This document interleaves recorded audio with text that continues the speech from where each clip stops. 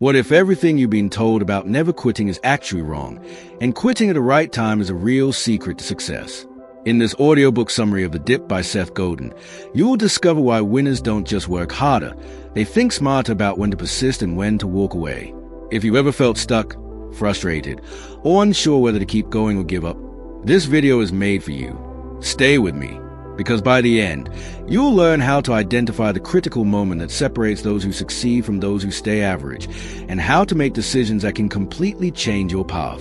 In The Dip, Seth Godin challenges one of the most deeply rooted beliefs we grow up hearing: quitters never win. It sounds inspiring, almost heroic, but in reality, it's dangerously incomplete. Think about it. If quitting were always wrong, then every successful person would have stuck with every single path they ever started. But that's not how real success works. Imagine a student who forces themselves to pursue a career they hate simply because they were told never to quit. Or an entrepreneur who keeps pouring time, money, and energy into a failing business with no future just because quitting feels like failure.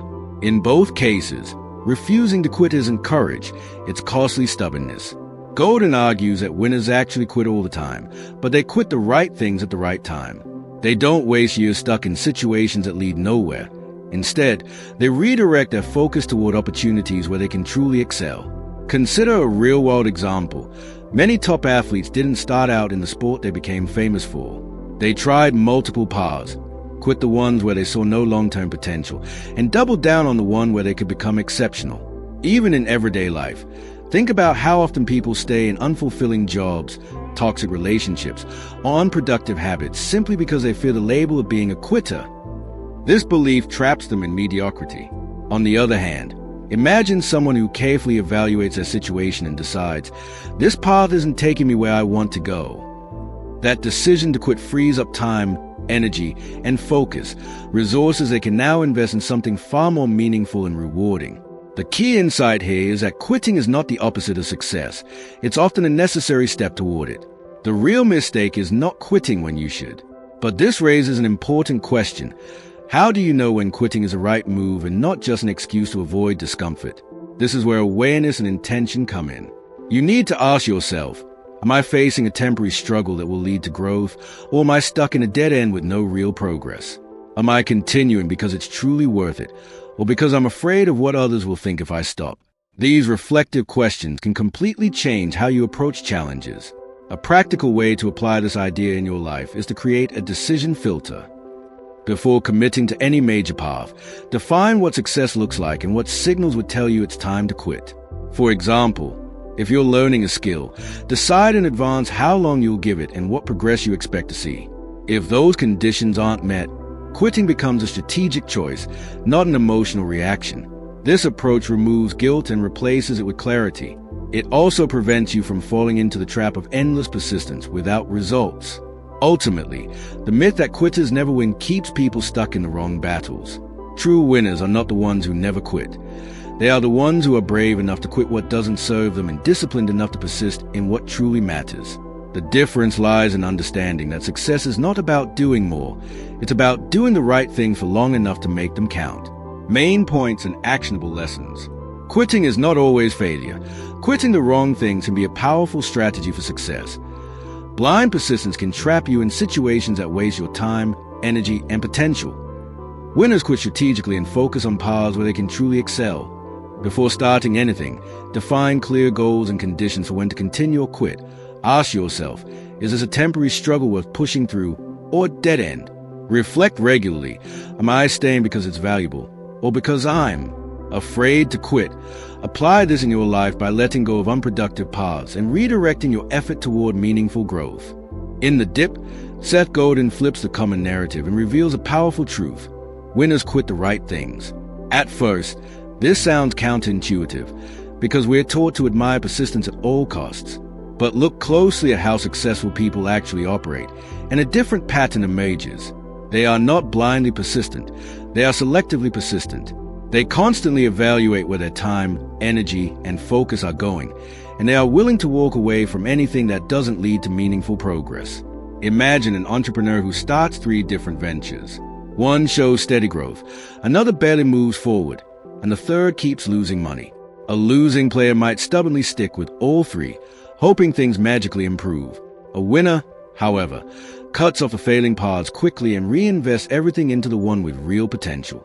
That decision to quit isn't weakness, it's clarity. Think about this in everyday life. Consider someone preparing for competitive exams who is juggling multiple subjects, side projects, and distractions. If they try to do everything, they dilute their effort and end up average everywhere. But if they recognize what truly matters, eliminate distractions, and quit unnecessary commitments, they give themselves a real chance to excel. The same principle applies in careers. Many people stay in roles that offer no growth simply because leaving feels risky. Yet, those who succeed often make bold decisions to leave stagnant environments and pursue opportunities where they can develop and stand out. Even in personal habits, the idea holds true. If someone spends hours scrolling on their phone every day, quitting that habit can free up time to learn a new skill, improve health, or build something meaningful. The deeper lesson here is that quitting is not about giving up, it's about making space. Every time you say yes to something unproductive, you are saying no to something that could truly change your life. Winners understand that their resources are limited, and they protect them fiercely. They ask tough questions. Is this path leading me closer to my goals or pulling me away? Am I continuing because it's working, or because I'm emotionally attached to the effort I've already invested? This is where many people get stuck. They fall into the trap of the sunk cost fallacy, where they keep going simply because they've already spent time or money. Winners break free from this trap. They don't let the past dictate their future decisions. A practical way to apply this principle is to regularly audit your life. Look at your commitments, projects, and habits, and identify which ones are producing results and which ones are draining you without payoff. Then make a conscious decision to eliminate or reduce the latter. For example, if you're working on a side hustle that hasn't shown any progress after a reasonable period, ask yourself whether it's truly worth continuing or if your effort will be better spent elsewhere. This doesn't mean quitting at the first sign of difficulty. It means quitting with purpose and awareness. Another useful approach is to define your priorities clearly. When you know what matters most, it becomes easier to let go of everything that doesn't align with it. Reflect on your own life for a moment. What are you holding on to that no longer serves you? Is there a project, habit, or path that you know deep down isn't working, yet you continue out of fear or obligation? What would happen if you let it go and redirected that energy into something more meaningful? These questions are uncomfortable, but they are essential if you want to move forward. Ultimately, winners are not defined by how much they endure, but by how wisely they choose their battles. They quit the wrong things early so they can fully commit to the right thing for long enough to win. This ability to let go is what separates those who stay stuck from those who rise above and create extraordinary results. Main points and actionable lessons. Winners quit strategically, not emotionally, and focus only on what truly matters. Quitting the wrong things frees up time, energy, and focus on better opportunities. Avoid the sunk cost fallacy. Past effort should not control future decisions. Regularly evaluate your commitments and identify what is producing results. Define clear priorities so it becomes easier to eliminate distractions. Ask yourself, is this path helping me grow or holding me back? Apply this by consciously letting go of unproductive habits, projects, or environments and redirecting your effort toward meaningful goals. In The Dip, Seth Godin explains that quitting is often misunderstood, but when done with intention and awareness, it can be one of the smartest decisions you ever make. We tend to associate quitting with weakness, failure, or lack of discipline. But in reality, quitting can be a powerful tool for protecting your time, energy, and focus. Think about a person who spends years trying to grow a business that consistently loses money, drains their mental health, and shows no signs of improvement. They keep going because they've already invested so much, hoping that persistence alone will turn things around. But what if the smarter move is to step back, accept the reality, and quit? By doing so, they free themselves to start something new with better chances of success. In this sense, quitting is not giving up. It is choosing a better direction. A useful way to understand this is to imagine your life as a limited budget of time and energy. Every hour you spend on something unproductive is an hour you cannot invest in something meaningful. For example, consider a student preparing for exams who spends most of their time on ineffective study methods simply because they are familiar. If they recognize that their approach isn't working and decide to quit those methods in favor of better strategies, their results can dramatically improve. Similarly, In careers, many people stay in roles that offer no growth or satisfaction because leaving feels uncertain. Yet, those who succeed often make the difficult decision to quit these roles and pursue opportunities where they can learn, grow, and stand out. The short-term discomfort of quitting leads to long-term gain. Quitting becomes truly smart when it is based on clear thinking rather than emotion. It requires you to separate temporary discomfort from genuine dead ends. Not every challenge should be avoided. Some struggles are necessary for growth. The key is to ask, is this difficulty leading somewhere valuable, or am I stuck in a loop with no real progress? For instance, an athlete training for a competition may go through intense physical and mental challenges, but those challenges are part of a path that leads to improvement. On the other hand, if that same athlete continues training with a flawed technique that causes injury and no progress, quitting that approach is a smarter move. The difference lies in whether the effort is moving you forward or keeping you stuck. Another important aspect of smart quitting is overcoming emotional attachment.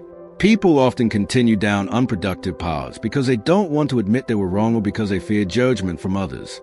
Imagine someone who chose a particular career path due to family expectations.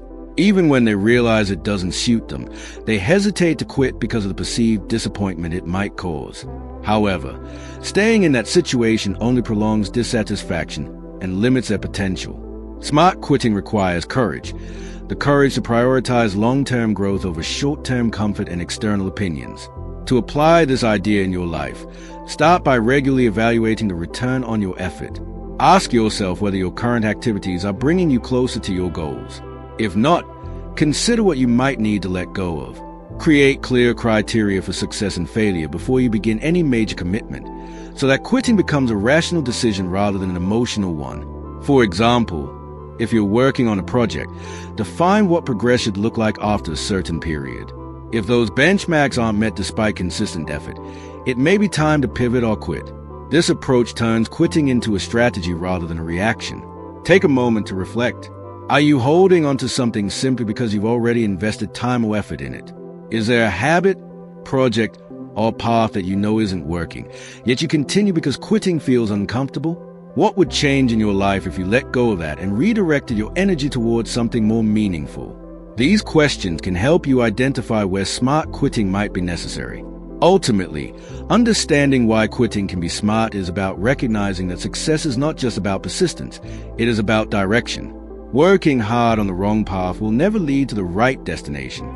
But when you have the clarity to quit what doesn't serve you, you create space to fully commit to what truly matters. That is where real progress begins. Main points and actionable lessons. Quitting is not always failure. It can be a strategic decision that leads to better opportunities. Your time and energy are limited, so invest them wisely in activities that produce results. Distinguish between productive struggle and unproductive dead ends. Avoid emotional attachment and the fear of judgment when making decisions to quit. Set clear criteria for success before starting any major effort, so quitting becomes rational. Regularly evaluate whether your current path aligns with your goals.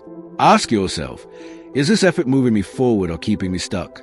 Apply this by letting go of unproductive habits, projects, or paths and focusing your resources on meaningful growth.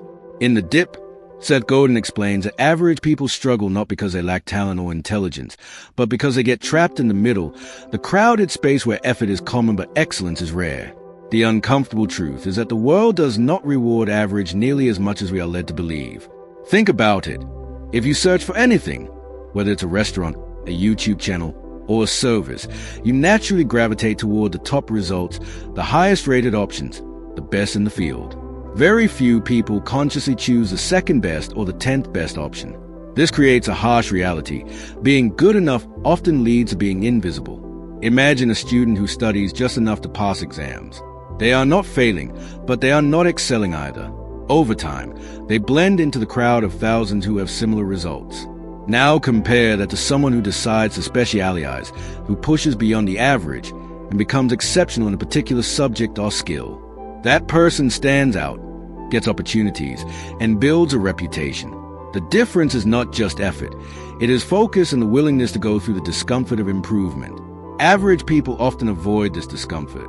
When things start getting hard, they either quit too early or continue without pushing themselves to improve, staying stuck in a loop of mediocrity. This pattern appears everywhere. Consider content creators online. Many upload videos consistently, but only a small percentage break through and build a strong audience. Why? Because most creators operate at an average level. They follow trends without adding unique value. They stop improving their craft, or they give up when growth is slow. On the other hand, those who succeed are the ones who endure the difficult phase of learning, experimenting, and refining their skills until they become remarkable. The same applies in careers. Employees who do only what is required remain replaceable, while those who go deeper, learn more, and solve bigger problems become indispensable. Another reason average people struggle is that they often spread themselves too thin. They try to do many things at once, hoping that something will work out. But this lack of focus prevents them from reaching excellence in any one area.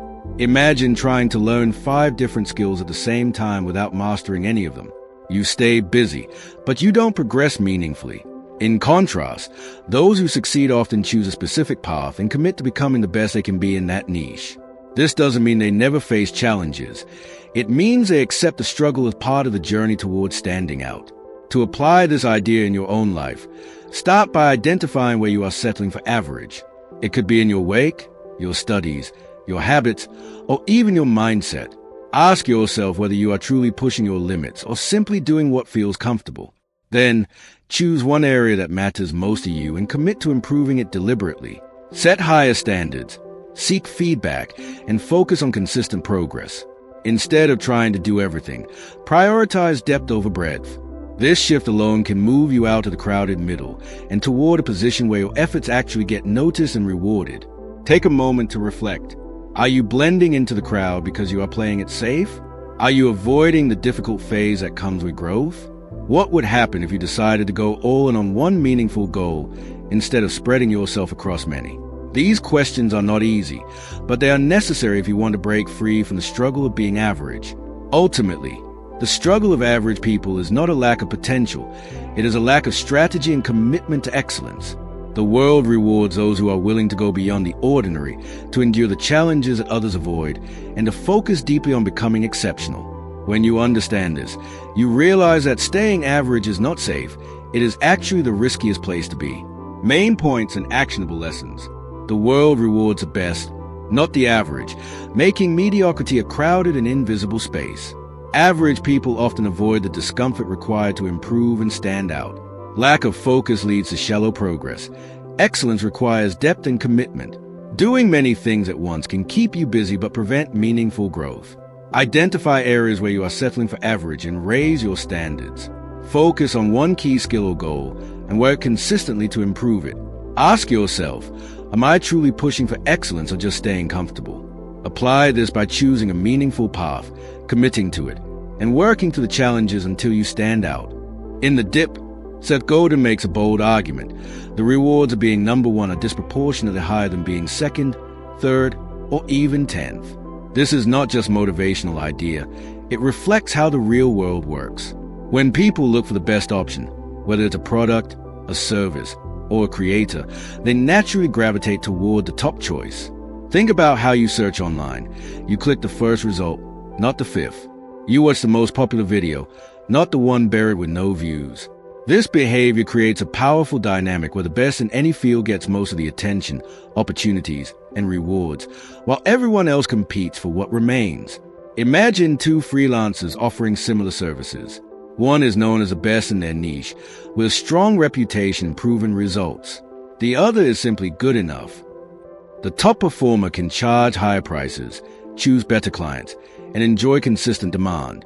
Meanwhile, the average freelancer struggles to stand out, often lowering prices just to compete. The gap between them is not just small, it is massive. The same pattern appears in careers. A top-performing employee who consistently delivers exceptional value becomes indispensable, gets promoted faster, and attracts better opportunities. In contrast, an average performer may work just as many hours but remains overlooked because they are easily replaceable. This principle also explains why pushing through difficult phases, what the book calls a dip, is so important. Most people give up when things become challenging, which reduces competition at the top. Those who persist and improve during these tough periods position themselves to reap the rewards later. Consider an athlete training for a championship. The early stages are crowded with competitors, but as the training becomes more demanding, many drop out. The few who continue to refine their skills eventually reach a level where they face far less competition and gain far greater recognition. However, being number one does not mean being the best in the entire world at everything. It means being the best in a specific niche that matters. For example, instead of trying to be a general content creator, someone might focus on summarizing books in a unique and engaging way for a particular audience. By narrowing the focus, they increase their chances of standing out and becoming the go-to person in that space. This idea is practical and achievable because it shifts the goal from competing with everyone to dominating a smaller, well-defined area. To apply this concept in your life, start by identifying a niche where you can realistically aim to be the best. This could be a skill, a subject, or a specific type of work. Then commit to continuous improvement, even when progress feels slow or difficult. Instead of spreading your efforts across multiple areas, concentrate your energy on mastering one thing that truly matters. Over time, this focused effort compounds, setting you apart from those who remain average. Take a moment to reflect on your current path. Are you trying to do too many things at once, preventing yourself from excelling in any one area? Are you settling for being good enough, or are you pushing yourself to become exceptional? What would it look like if you decided to aim for the top position in a specific niche? These questions can help you shift your mindset from competing broadly to excelling strategically. Ultimately, the rewards of being number one are not just about recognition or financial gain. They are about freedom, control, and impact. When you reach the top in your chosen field, you gain the ability to shape your opportunities, influence others, and create meaningful results. The path to getting there is not easy, but the payoff is worth it. And that is precisely why so few people achieve it. Main points and actionable lessons. The rewards of being number one are significantly greater than for being average or second best. People naturally choose the best option, which concentrates attention and opportunities at the top. Being exceptional in a niche is more effective than being average in a broad field. Pushing through difficult phases reduces competition and increases your chances of success. Focus your efforts on mastering one valuable skill or area instead of spreading yourself thin. Ask yourself, where can I realistically aim to be the best, and what steps can I take to get there? Apply this by choosing a niche, committing to improvement, and consistently working toward excellence. In The Dip, Seth Godin highlights a powerful idea that separates those who struggle from those who stand out: the power of specialization. Instead of trying to be good at everything, successful people focus on becoming exceptional at something specific. At first, this can feel limiting. Many people believe that keeping their options open will give them more opportunities. But in reality, the opposite is often true. When you try to appeal to everyone, you end up being memorable to no one.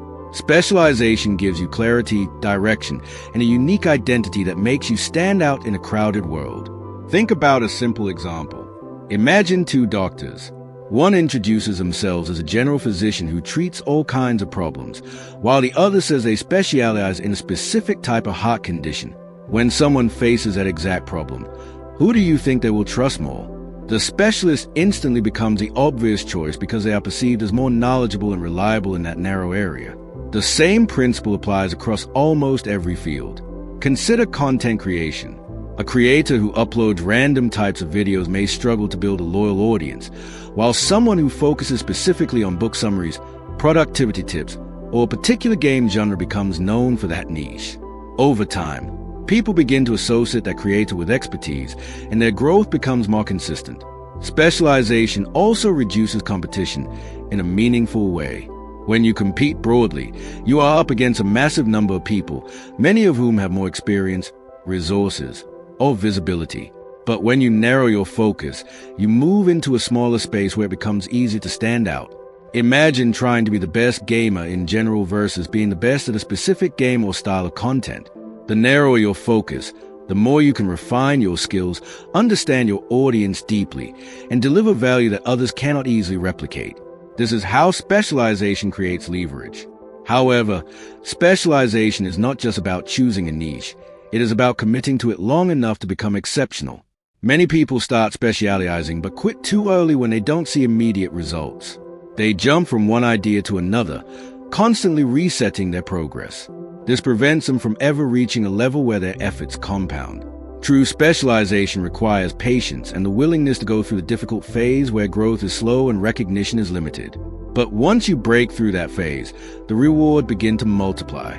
To apply this idea in your life, start by identifying an area where your interests, strengths, and opportunities overlap. It does not have to be perfect at the beginning. What matters is choosing a direction and committing to it. For example, if you are creating content, decide on a clear theme or audience you want to serve. If you are building a career, focus on developing a skill that is both valuable and specific. Then, invest your time in improving that skill consistently. Avoid the temptation to chase every new opportunity that comes your way, especially if it distracts you from your core focus. Over time, your specialization will become your advantage. Take a moment to reflect. Are you trying to do too many things at once, making it hard to stand out in any of them? Are you avoiding specialization because you fear missing out on other opportunities? What would happen if you chose one path and gave it your full attention for an extended period? These questions can help you recognize whether you are spreading yourself too thin or moving toward meaningful progress. Ultimately, the power of specialization lies in its ability to transform ordinary effort into extraordinary results. It allows you to build expertise, gain recognition, and create value that is difficult to replace. While the path may feel narrow at first, it is often the most direct route to standing out and achieving success.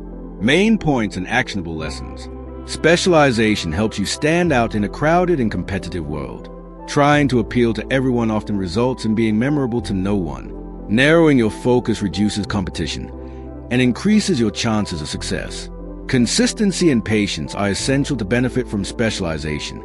Identify a niche where your interests, strengths, and opportunities align.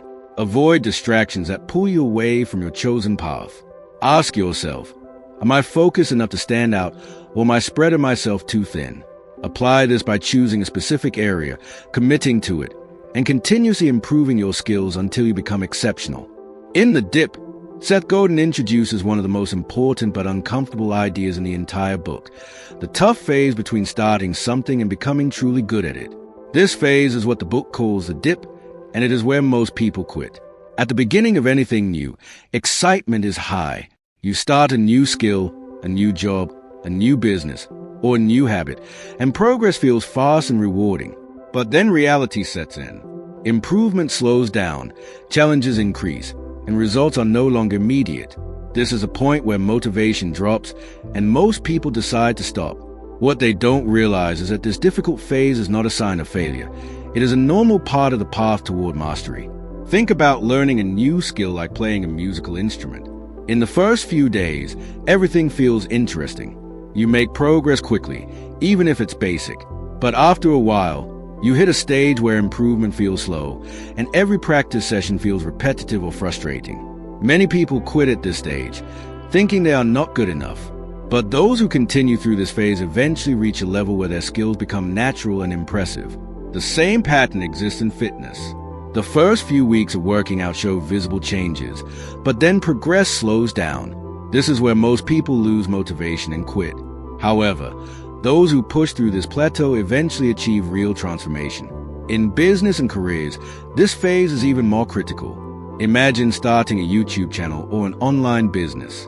At first, you are excited, uploading content, and expecting quick growth. But after weeks or months, the views are low, growth is slow, and doubt starts to creep in. This is a dip. Many creators quit at this stage, assuming they are not cut out for success. But those who persist, analyze what is working, improve their content, and stay consistent eventually break through and reach an audience. The difference between success and failure is not talent alone. It is the ability to survive this difficult middle phase. The tough phase is designed in a way that filters people out. It is uncomfortable by nature because it forces you to confront slow progress, uncertainty, and self-doubt. But this discomfort is also what makes success meaningful. If everything were easy, everyone would reach the top, and nothing would be valuable. The dip ensures that only those who are truly committed continue long enough to become exceptional. This is why understanding this phase is so important. It prevents you from quitting at the exact moment when success is closest. To apply this idea in your own life, start by recognizing where you are in the process of any goal you are pursuing. Are you still in the initial excitement phase, or have you entered the stage where progress feels slow and frustrating? If you are in the dip, remind yourself that this is expected, not unusual. Instead of quitting, focus on improving your approach. Break your goal into smaller steps. Track your progress, and look for gradual improvement rather than instant results. Most importantly, separate emotional frustration from logical evaluation. Just because something feels difficult does not mean it is not working. Take a moment to reflect. Are you currently giving up on something simply because it has become harder than expected? Are you mistaking temporary difficulty for permanent failure? What would change if you viewed this difficult phase as a necessary step toward mastery instead of a reason to quit? These questions can help you shift your mindset from frustration to persistence. Ultimately, the tough phase between starting and mastery is not a barrier. It is a bridge. It separates those who experiment from those who achieve excellence. Those who understand this and push through are the ones who eventually stand out, while others remain stuck at the beginning, never reaching their full potential. Main points and actionable lessons. The tough phase, the dip, is a normal and necessary part of growth toward mastery. Most people quit during this phase because progress feels slow and discouraging. Initial excitement fades, and real improvement requires patience and persistence. Success depends more on surviving the dip than on starting strong. Many failures are not due to lack of talent, but due to quitting too early. Recognize when you are in the dip instead of interpreting it as failure. Focus on gradual improvement, consistency, and learning rather than instant results. Ask yourself, am I quitting because it is truly the wrong path, or because I'm uncomfortable with slow progress? Apply this by staying consistent through difficulty, refining your approach, and pushing forward until you reach mastery. In the dip, Seth Godin explains a counterintuitive truth that confuses most people when they start anything meaningful. Success almost always gets harder before it gets easier. At the beginning of any journey, things feel exciting, progress seems fast, and motivation is naturally high. But as soon as you move past the beginner stage, the real challenge begins. This is where effort increases, results slow down, and the initial excitement fades. Many people interpret this phase as a sign that they are doing something wrong, when in reality, it is a sign that they are moving in the right direction. The path to meaningful success is rarely smooth. It is designed in a way that tests your patience, commitment, and clarity of purpose. Think about learning a new skill like coding, writing, or playing a sport. In the beginning, everything feels manageable. You learn basic concepts quickly, and even small improvements feel rewarding. But after a while, you reach a stage where progress becomes slower, mistakes become more frequent, and improvement requires much more effort than before. This is a point where many people quit, assuming they lack talent. However, those who push through this stage eventually reach a level where everything starts to click, and the skill that once felt difficult becomes second nature. The same pattern applies to fitness. When someone starts working out, early results come quickly due to initial changes in the body. But after a few weeks, progress slows and the workouts become more demanding. This is a stage where most people stop. Yet those who continue past this point often achieve the transformation they originally wanted. In business and creative work, this principle becomes even more visible.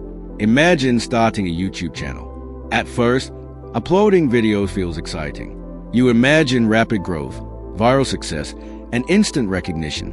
But after a few weeks or months, the reality sets in: low views, slow subscriber growth, and little feedback. This is where success starts to feel harder. Many creators quit at this stage, believing their effort is not paying off. But in reality, this is exactly the phase where improvement matters most. Those who continue, analyze their content, improve their storytelling, and stay consistent eventually break through. Once they pass this difficult phase, growth becomes more stable and momentum starts to build. The reason success feels harder before it gets easy is because you are moving from general effort to specialized effort. Early progress comes from simple actions, but long-term success requires deeper understanding, better decisions, and more refined skills. This transition is uncomfortable because it forces you to confront your limitations.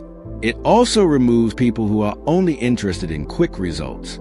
In a way, this difficulty is a filter. It separates those who are casually interested from those who are truly committed. And that is why the struggle is not a sign to stop, but a sign that you are approaching something valuable.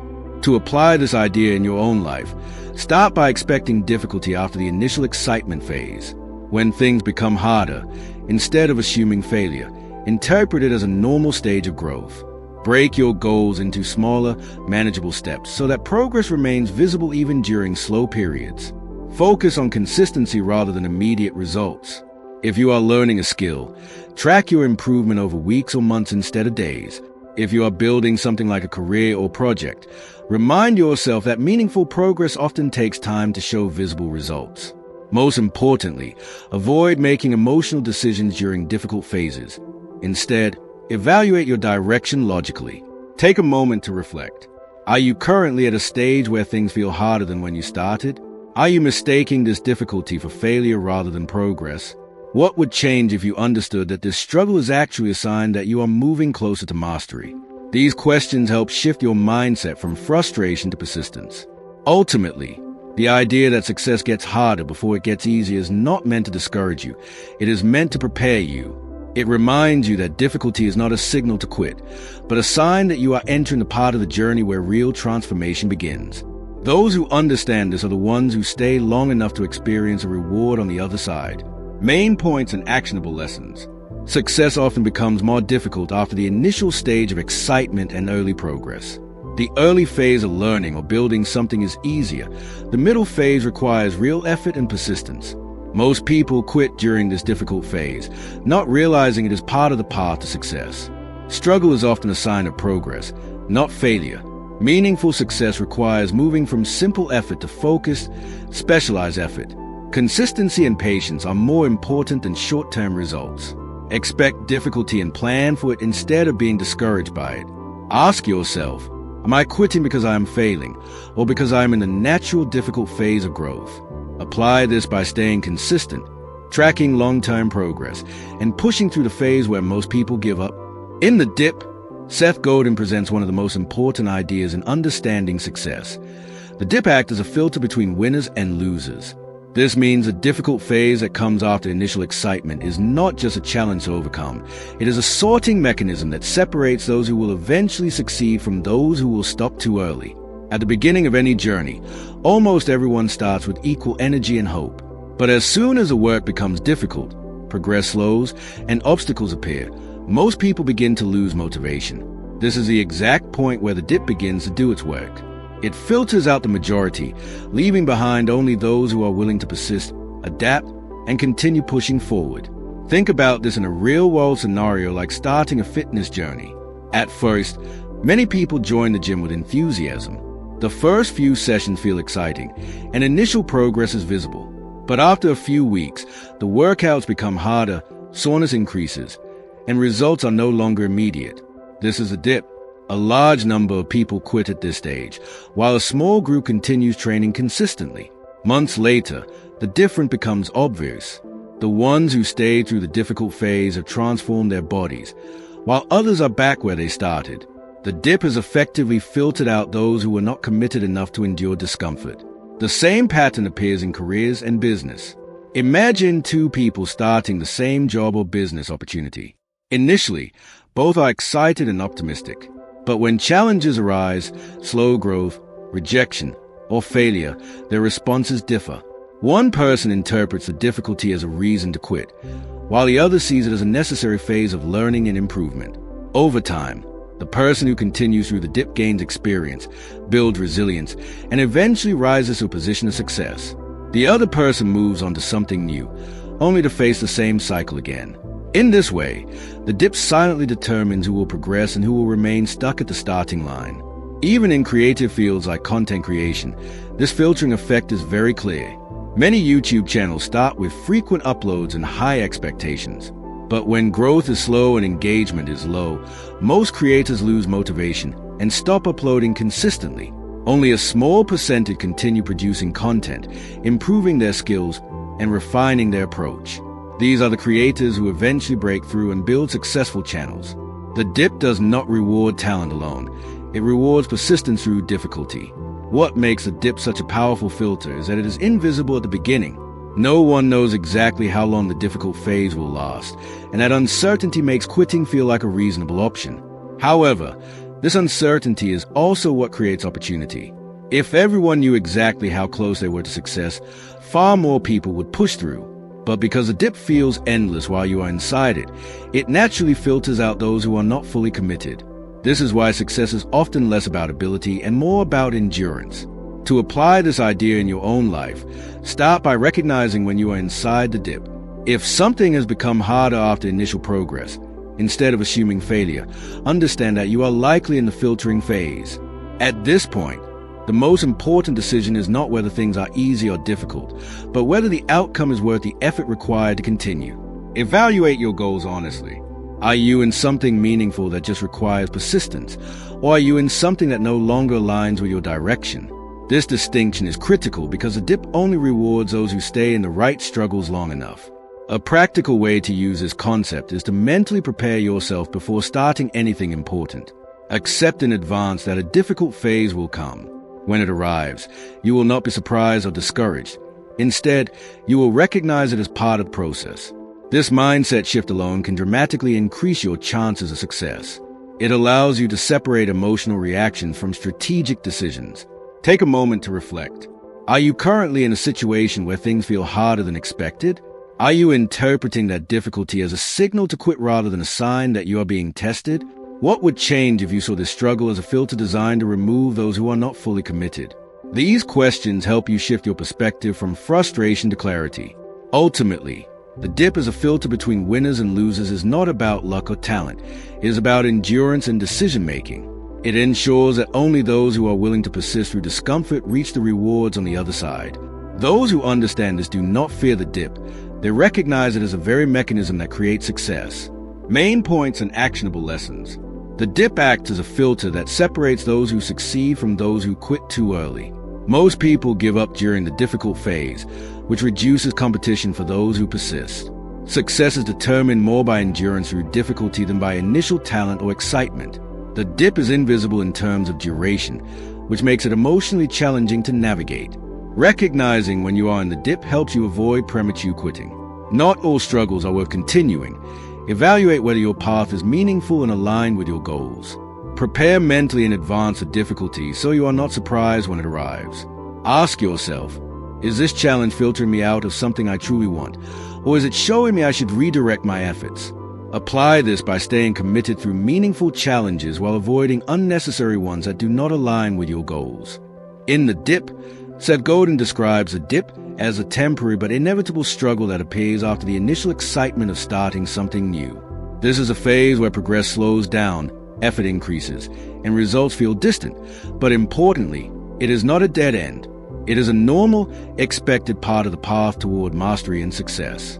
The dip is what separates casual effort from meaningful achievement. At the beginning of any journey, things feel easy and encouraging. You start learning, experimenting, and seeing quick improvements. But then reality changes. The learning curve becomes steeper, mistakes become more frequent, and improvement feels painfully slow. This is where most people panic and quit, thinking they have failed. But in reality, they have simply entered the phase where real growth begins. Think about learning to drive a car. At first, everything feels exciting. You are learning basic controls, and even small progress feels rewarding. But soon, you reach a stage where coordination becomes difficult. Traffic feels overwhelming, and mistakes are common. This is a dip.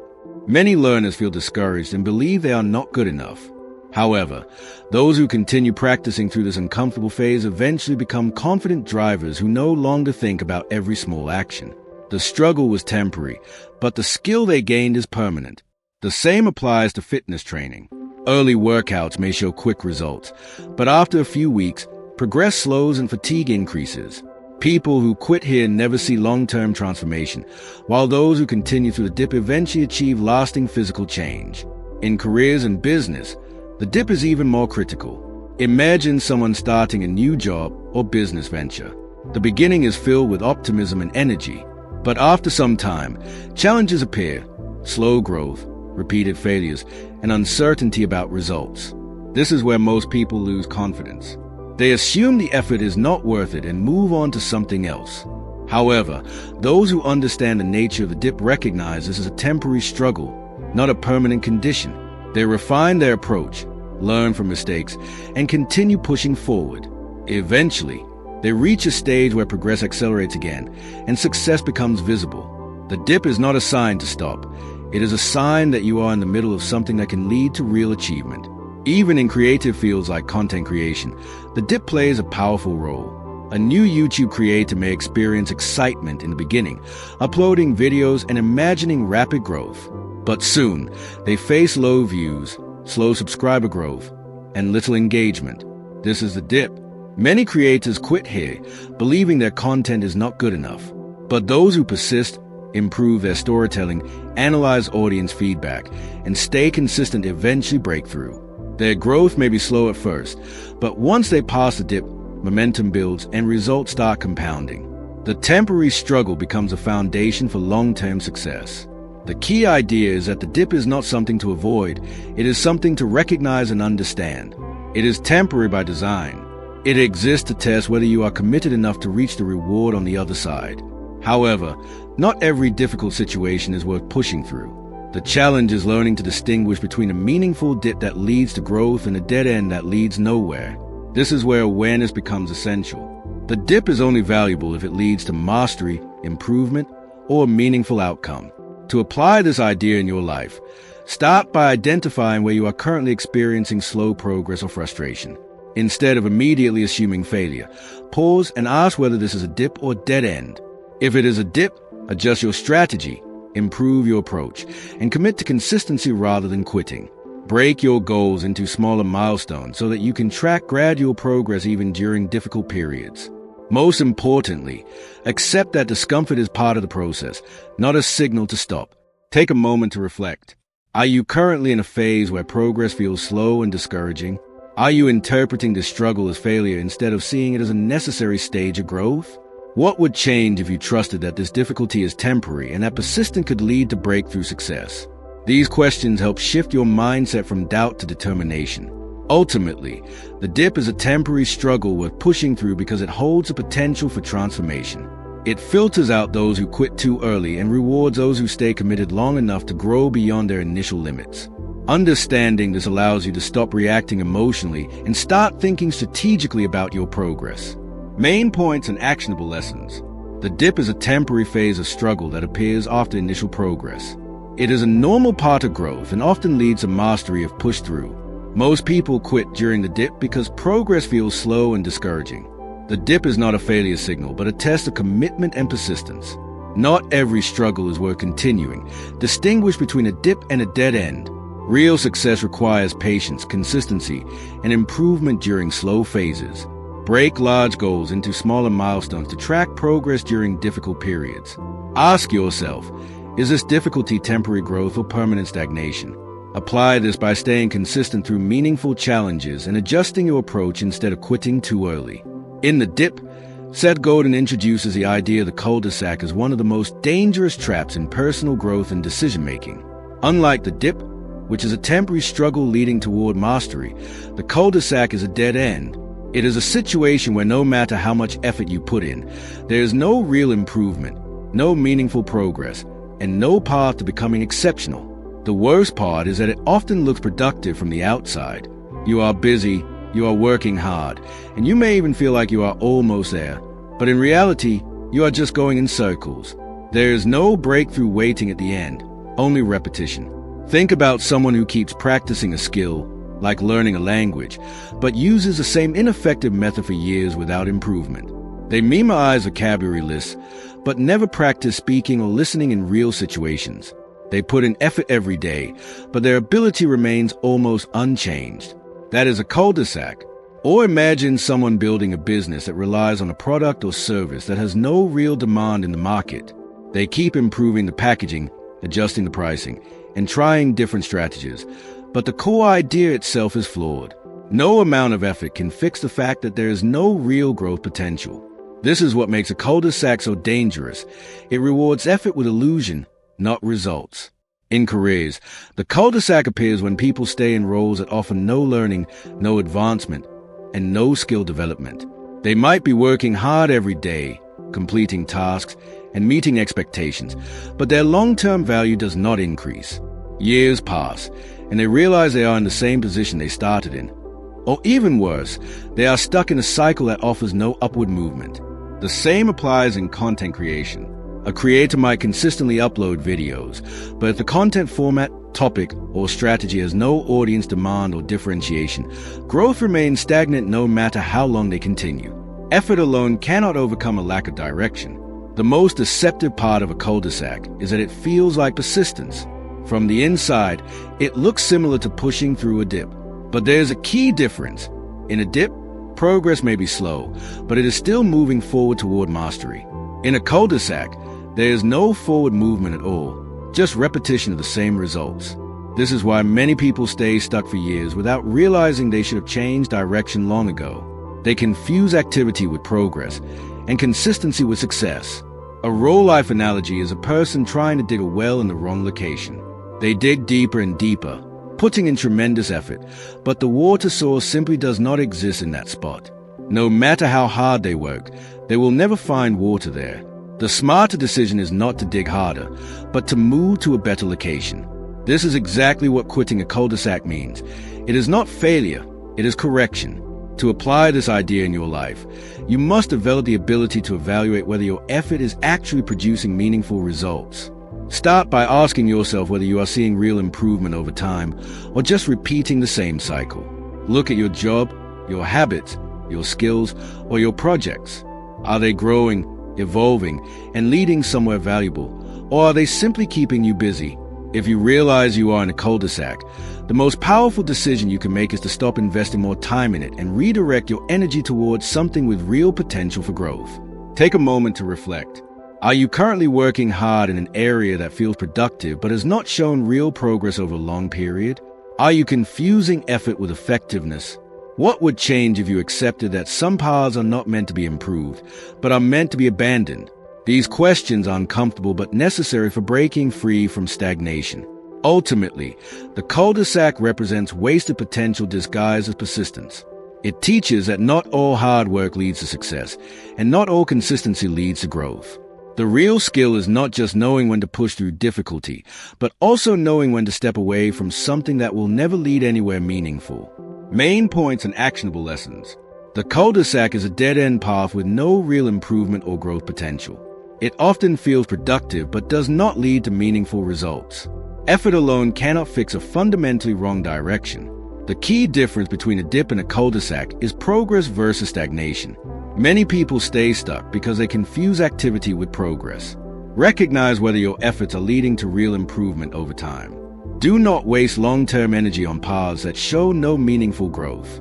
Ask yourself, is this effort actually moving me forward, or just keeping me busy? Apply this by evaluating your work, habits, and goals regularly and being willing to change direction when needed. In the dip, Seth Godin introduces another critical part to understand when making decisions about persistence and quitting: the cliff. Unlike the dip, which is a temporary struggle that leads to mastery if you push through, and unlike the cul-de-sac, which is a slow dead end, the cliff is a dangerous situation where things appear stable or improving for a while, but continuing down the same path eventually leads to sudden and total failure. It is the most deceptive of the three curves because there is no gradual warning. Everything may seem fine until one point where progress doesn't just slow down, it collapses entirely. Think about a business that grows rapidly in the beginning. Sales increase, customers are happy, and everything looks promising. The owner decides to scale aggressively, investing more money, expanding operations, and committing fully to the same strategy. But what they don't realize is that the growth is built on temporary demand, hype, or unsustainable conditions.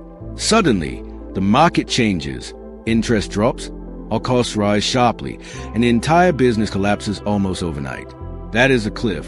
It didn't fail slowly, it failed all at once. The danger was not visible until it was too late. Many startups, trends, and even careers experience this pattern when people fail to recognize that continuation is not always safe. Another example can be seen in personal habits. Imagine someone relying on unhealthy energy sources like excessive caffeine, poor sleep, or overworking without rest. For a while, they may feel productive and even successful. They convince themselves that pushing harder is working because results are still coming. But over time, the body and mind begin to break down. Then suddenly, burnout hits, energy collapses, productivity drops, and recovery takes a long time. What looked like progress was actually a path toward collapse. The cliff does not give gradual warnings that are easy to notice. Instead, it rewards short-term gains before delivering long-term consequences. In careers, the cliff can appear when someone continues in a role or system that seems stable but is built on outdated skills or changing industries. For example, a job that once provided security may become irrelevant due to automation or technological shifts. For years, everything feels normal, but then changes happen quickly and the role disappears or becomes extremely limited. Those who fail to recognize the shift early are suddenly forced to adapt under pressure, often without preparation. The fall is not gradual, it is sudden and disruptive. Even in creative work or content creation, the cliff can appear when someone depends too heavily on a single platform, trend, or strategy. At first, growth is fast and rewarding, but if that growth is based on something unstable, like algorithm changes or temporary trends, the results can vanish quickly. Many creators who ignore diversification or long-term strategy find themselves facing sudden drops in reach or income. What looked like a stable path was actually fragile underneath. The key lesson of the cliff is that not all persistence is safe. Sometimes continuing in the same direction does not lead to gradual difficulty. It leads to sudden collapse. This is why awareness and evaluation are so important. You must constantly ask whether your current path is built on stable foundations or temporary advantages. Unlike the dip, where persistence can lead to success, the cliff requires caution, observation, and sometimes immediate change in direction before it is too late. To apply this idea in your life, start by examining areas where things currently feel stable or successful. Do not assume that current success guarantees future safety. Look for hidden risks, dependencies, or changes that might not be obvious yet. Ask yourself whether your progress is built on long-term stability or short-term conditions. If something feels overly dependent on a single factor, like one income source, one skill, or one opportunity, consider diversifying or preparing alternatives. This is not about fear, it is about awareness and protection. Take a moment to reflect. Are you continuing something simply because it has worked so far, without considering whether it might suddenly stop working? Are you assuming stability in areas that could actually be fragile? What would happen if the conditions that support your current path changed overnight? These questions help you identify hidden risks before they become real problems. Ultimately, the cliff represents the importance of recognizing that not all paths decline slowly. Some collapse suddenly, and those who fail to see it coming often have no time to react. The goal is not to become fearful of every decision, but to become aware enough to distinguish between sustainable progress and fragile success. Main points and actionable lessons. The cliff is a path that leads to sudden and total failure after a period of apparent stability or success. Unlike the dip or cul-de-sac, the cliff does not give gradual warning signs before collapse.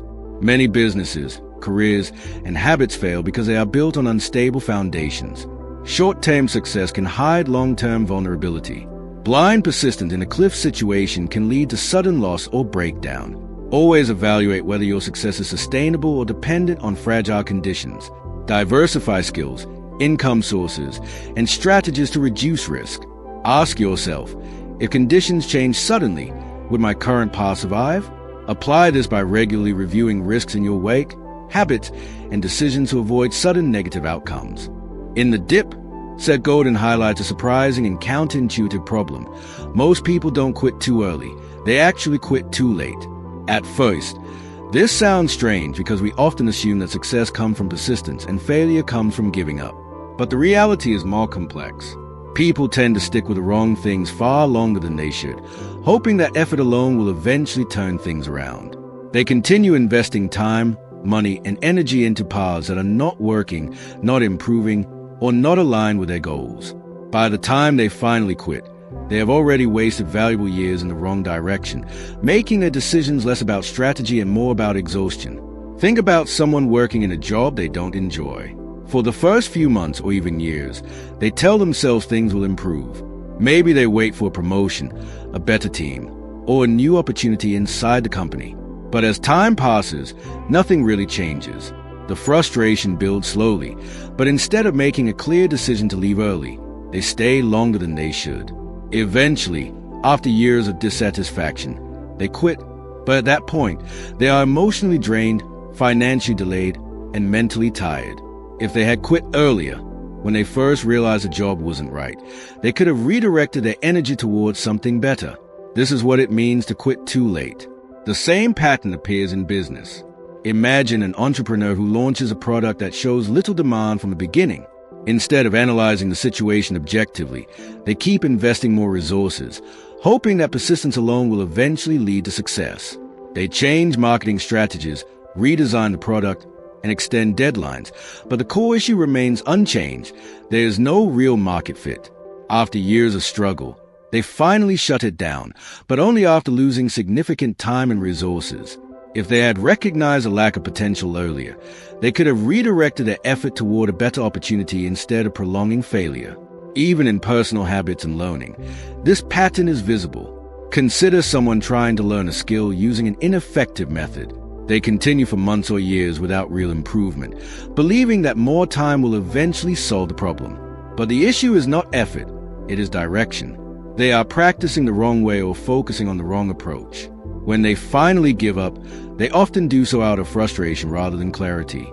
The result is wasted time and lost confidence. If they had evaluated their progress earlier and changed their method, or quit that approach sooner, they could have achieved better results elsewhere. The core issue behind quitting too late is emotional attachment. People become invested in their decisions and struggle to admit when something is not working. This leads to the sunk cost fallacy, where past effort makes it harder to stop, even when continuing no longer makes sense. Instead of making rational decisions based on future potential, they make emotional decisions based on past investment. This is why many people remain stuck far longer than necessary. To apply this idea in your life, you need to develop the habit of early evaluation. Instead of waiting until you are completely exhausted or disappointed, regularly assess whether your current path is producing meaningful progress. Ask yourself whether your job, project, habit, or relationship is still aligned with your goals and values. If not, consider whether continuing is truly beneficial or just emotionally comfortable because of familiarity. Learning to make timely decisions, rather than delayed ones, is a critical skill that can save years of wasted effort. Take a moment to reflect. Are you holding on to something longer than you should simply because you have already invested time in it? Are you confusing persistence with progress, even when results are not improving? What opportunities might you have missed by staying too long in the wrong place? These questions help you recognize whether your delay in quitting is actually costing you future success. Ultimately, the idea that most people quit too late is a reminder that timing matters as much as effort. Quitting is not only about knowing when to stop, it is about knowing when to stop early enough to redirect your life in a better direction. The goal is not to avoid quitting, but to avoid unnecessary delay in making the right decision. Main points and actionable lessons. Most people do not quit too early. They quit too late after wasting time in the wrong direction. Emotional attachment and sunk cost thinking often delay important decisions. Continuing something without progress leads to wasted time, energy, and opportunity. Early evaluation helps prevent long-term regret and stagnation. Persistence is only valuable when it is directed towards something that is actually working. Regularly assess whether your efforts are producing real, meaningful results. Do not confuse familiarity with value or progress. Ask yourself, am I staying because it is working or because I've already invested too much in it? Apply this by making timely, rational decisions to stop or change direction before long-term damage occurs. In The Dip, Seth Godin emphasizes a powerful but often misunderstood idea. Success is not just about persistence, it is about strategic quitting. Most people are taught that quitting is always a failure. But in reality, quitting at the right time and for the right reasons is what allows winners to focus their energy where it truly matters. Strategic quitting means consciously deciding to walk away from paths that are not leading to meaningful progress, so that your limited time, energy, and attention can be invested in opportunities that actually have long-term potential. Without this skill, people often end up stuck in cycles of wasted effort, chasing things that feel important but do not lead anywhere valuable. Think about a student preparing for competitive exams. They might spend months using a study method that feels familiar but produces poor results. Instead of questioning the strategy, they keep pushing harder in the same direction. A strategically minded student, however, would evaluate early results, recognize that the method is ineffective, and switch to a better approach or even reconsider their subject focus if needed. This decision to change direction is not failure, it is smart optimization. Similarly, In careers, many people stay in roles that offer no growth simply because leaving feels risky or uncomfortable. But those who understand strategic quitting recognize that staying in the wrong place for too long is far more damaging than making a timely exit and redirecting their effort toward a better opportunity. In business, this concept becomes even clearer. Imagine an entrepreneur who launches multiple ideas. One product shows no real demand, another is extremely competitive with no clear advantage, and a third shows steady but slow growth. Without strategic thinking, they might try to push all three equally, wasting resources and energy. But a strategic quitter would analyze which path has real potential and cut off the others early, even if it feels uncomfortable. This allows them to focus deeply on the one idea that can actually succeed. Many successful companies and creators did not succeed because they never quit anything. They succeeded because they quit the wrong things early enough to double down on the right ones. The real challenge with strategic quitting is emotional resistance. People often feel attached to their decisions because of time already invested, fear of judgment, or uncertainty about the future. This emotional attachment leads to poor decision-making, where they continue investing in failing paths just to avoid the discomfort of starting over. But strategic quitting requires emotional detachment. It requires the ability to look at a situation objectively and ask whether continuing truly serves your long-term goals. This is not easy, but it is essential for meaningful success. Another important aspect of strategic quitting is timing. Quitting too early can prevent growth, while quitting too late can waste valuable time. The skill lies in recognizing patterns, understanding when something is in a temporary dip that is worth pushing through versus when it is a dead end or declining path. This requires reflection, awareness, and honest evaluation of results over time. For example, someone learning a new skill should not quit at the first sign of difficulty, but they should also not continue for years without improvement if the method is clearly ineffective. Strategic quitting is about balance, not impulsiveness. To apply this idea in your life, start by reviewing your current commitments, projects, and habits.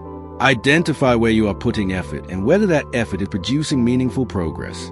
Ask yourself whether each activity is aligned with your long-term goals or simply consuming your time without return.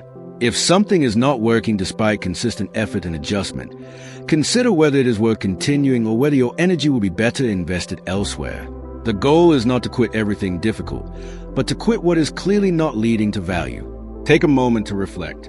Are you continuing certain paths because they are truly valuable, or because you are afraid of letting them go? Are you holding onto something out of habit rather than purpose? What opportunities might open up if you freed yourself from commitments that are no longer serving you? These questions help you move from emotional persistence to strategic clarity. Ultimately, the importance of strategic quitting lies in understanding that success is not about doing more, but about doing the right thing for long enough to make them work. Without this skill, effort gets scattered and results remain limited. With it, even limited resources can produce extraordinary outcomes. Main points and actionable lessons. Strategic quitting means deliberately stopping unproductive paths to focus on better opportunities. Not all persistence is valuable. Continuing the wrong path wastes time and energy. Successful people quit the wrong things early to focus on what truly matters. Emotional attachment often prevents people from making rational quitting decisions. Timing is critical. Quit too early and you lose potential. Quit too late and you waste resources.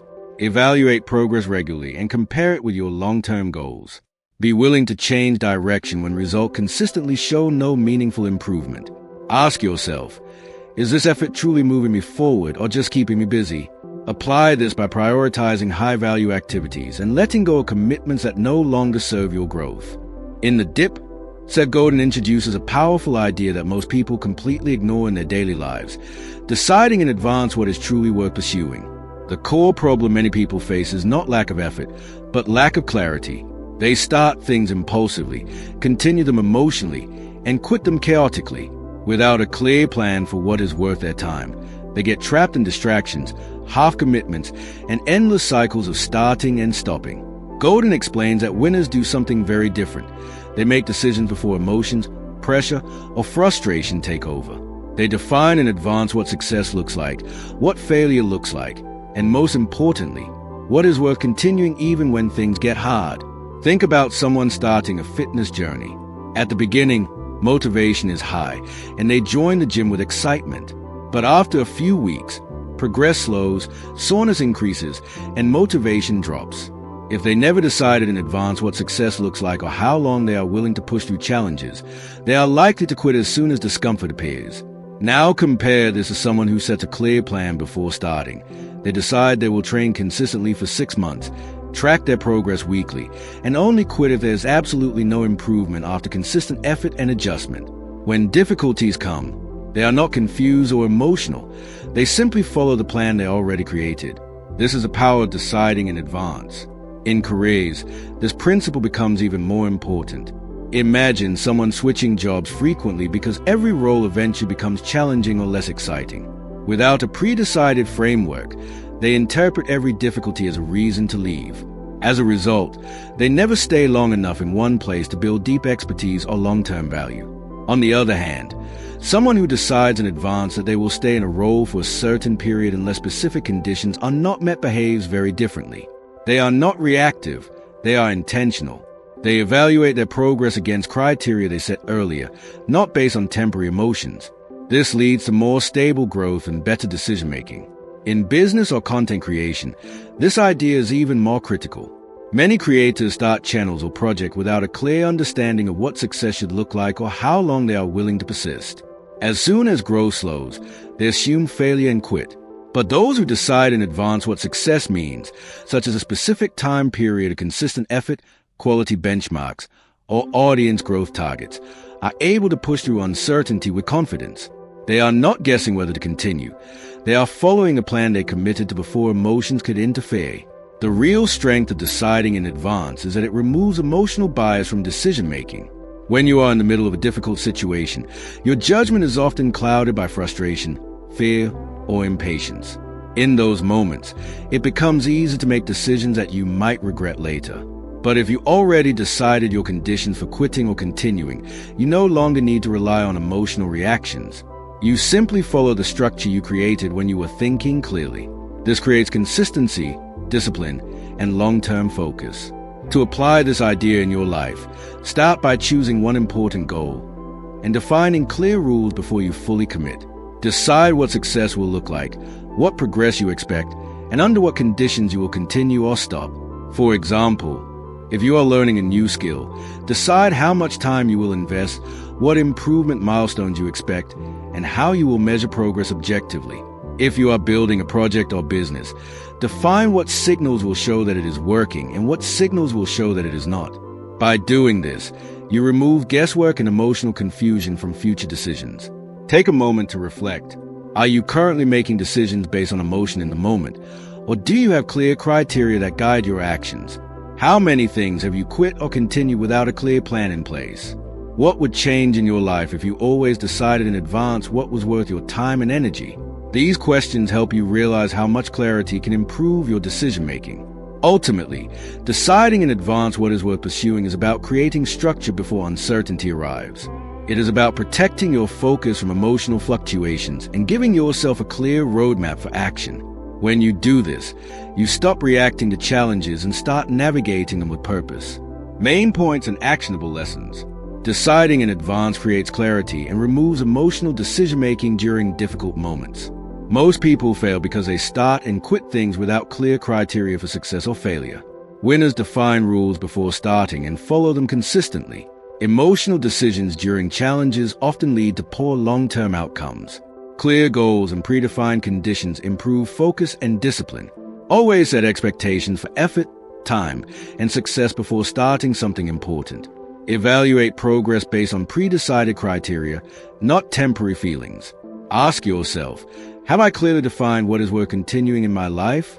Apply this by creating rules for your goals before starting and sticking to them when challenges arise. In The Dip, Seth Godin challenges one of the most common myths about success, that winners never quit. In reality, he argues the opposite. Winners quit fast, quit often, but they do it smartly. This does not mean they are impulsive or inconsistent. It means they are highly selective about where they invest their time and energy. Instead of stubbornly continuing everything they start, they quickly evaluate whether something is worth their long-term effort. If it is not, they quit early and redirect their focus. If it is, they commit deeply and persist through difficulty. This ability to separate valuable opportunities from dead ends is one of the key differences between those who stay average and those who achieve exceptional results. Think about someone exploring different career paths. They might try internships, side projects, or entry-level jobs in different industries. A person who never quits anything early might stick with each path for too long, wasting years in directions that don't suit them. But a strategic thinker quickly identifies when something is not a good fit and moves on. For example, if someone realizes within a few months that a particular job offers no growth, no learning, and no alignment with their goals, they leave early instead of investing years in the wrong direction. This allows them to explore more options and eventually find a path where they can truly excel. The key is not quitting everything. It is quitting the wrong things quickly enough to avoid long-term damage. In business, this idea becomes even more powerful. Imagine an entrepreneur testing multiple product ideas. Some ideas show no demand, some face strong competition with no clear advantage, and others show slow but steady growth. A person who refuses to quit anything will keep investing in all ideas equally, draining resources and energy. But a smart winner quickly identifies which ideas are not worth pursuing and eliminates them early. This creates space for focus and deeper investment in the ideas that actually have potential. Many successful companies are built not just on what they chose to pursue, but also on what they chose to abandon early. In learning and personal development, this principle is equally important. Consider someone trying to learn multiple skills at once: coding, content creation, marketing, and design, without excelling in any of them. They remain stuck in a cycle of shallow progress. But someone who experiments quickly, identifies which skill they have both interest and aptitude in, and then drops the rest early is far more likely to succeed. By quitting the wrong paths quickly, they free up time and mental energy to go deeper in the right direction. The word fast in quitting fast does not mean careless. It means efficient evaluation. It means not wasting months or years on something that has already shown signs of failure or misalignment. The word often means being willing to reassess frequently instead of holding on to decisions out of pride or emotional attachment. But the most important part is smartly. Smart quitting requires awareness, reflection, and honest evaluation. It is not about fear-based decisions. It is about clarity-based decisions. To apply this idea in your life, start by treating every major commitment as something that should be tested, not blindly followed. Whether it is a job, a skill, a project, or a habit, give yourself permission to evaluate it early and often. Set checkpoints where you ask whether your effort is producing real progress or just keeping you busy. If something consistently shows no meaningful improvement despite genuine effort and adjustment, consider whether continuing it is truly the best use of your time. At the same time, when something shows strong potential, commit more deeply and persist through difficulty. Take a moment to reflect. Are you holding on to things simply because you feel you have already invested time in them? Are you avoiding quitting because it feels uncomfortable or unfamiliar? What opportunities might open up if you stop clinging to the wrong paths and focus only on what truly matters? These questions help you shift from emotional persistence to strategic decision-making. Ultimately, the idea that winners quit fast, quit often, but smartly redefine what success actually looks like. It is not about doing everything or never quitting. It is about constantly refining your direction. Winners do not fear quitting. They fear wasting time on the wrong things. Their strength lies not just in what they pursue, but in what they are willing to leave behind. Main points and actionable lessons. Winners do not avoid quitting. They quit quickly and strategically when something is not valuable. Fast quitting means identifying unproductive paths early before wasting significant time or resources. Quitting often refers to continuous evaluation and willingness to change direction when needed. Smart quitting is based on logic, reflection, and clarity, not emotion or impulse. Holding on to every opportunity can lead to scattered effort and lack of real progress. Early evaluation helps distinguish between valuable opportunities and dead ends. Focus should increase on what works while unnecessary commitments should be removed. Ask yourself, am I continuing this because it is valuable or because I am emotionally attached to it? Apply this by regularly reviewing your commitments and confidently letting go of what does not contribute to meaningful growth. In The Dip, Seth Godin emphasizes a crucial truth that often determines whether someone stays average or becomes exceptional.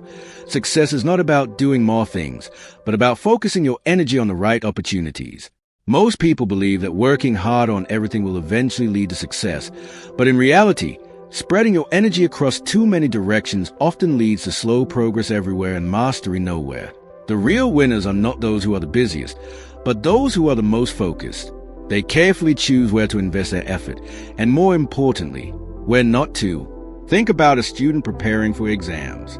If they try to study every subject equally without prioritizing weak areas or high-impact topics, their energy gets divided, and results remain average.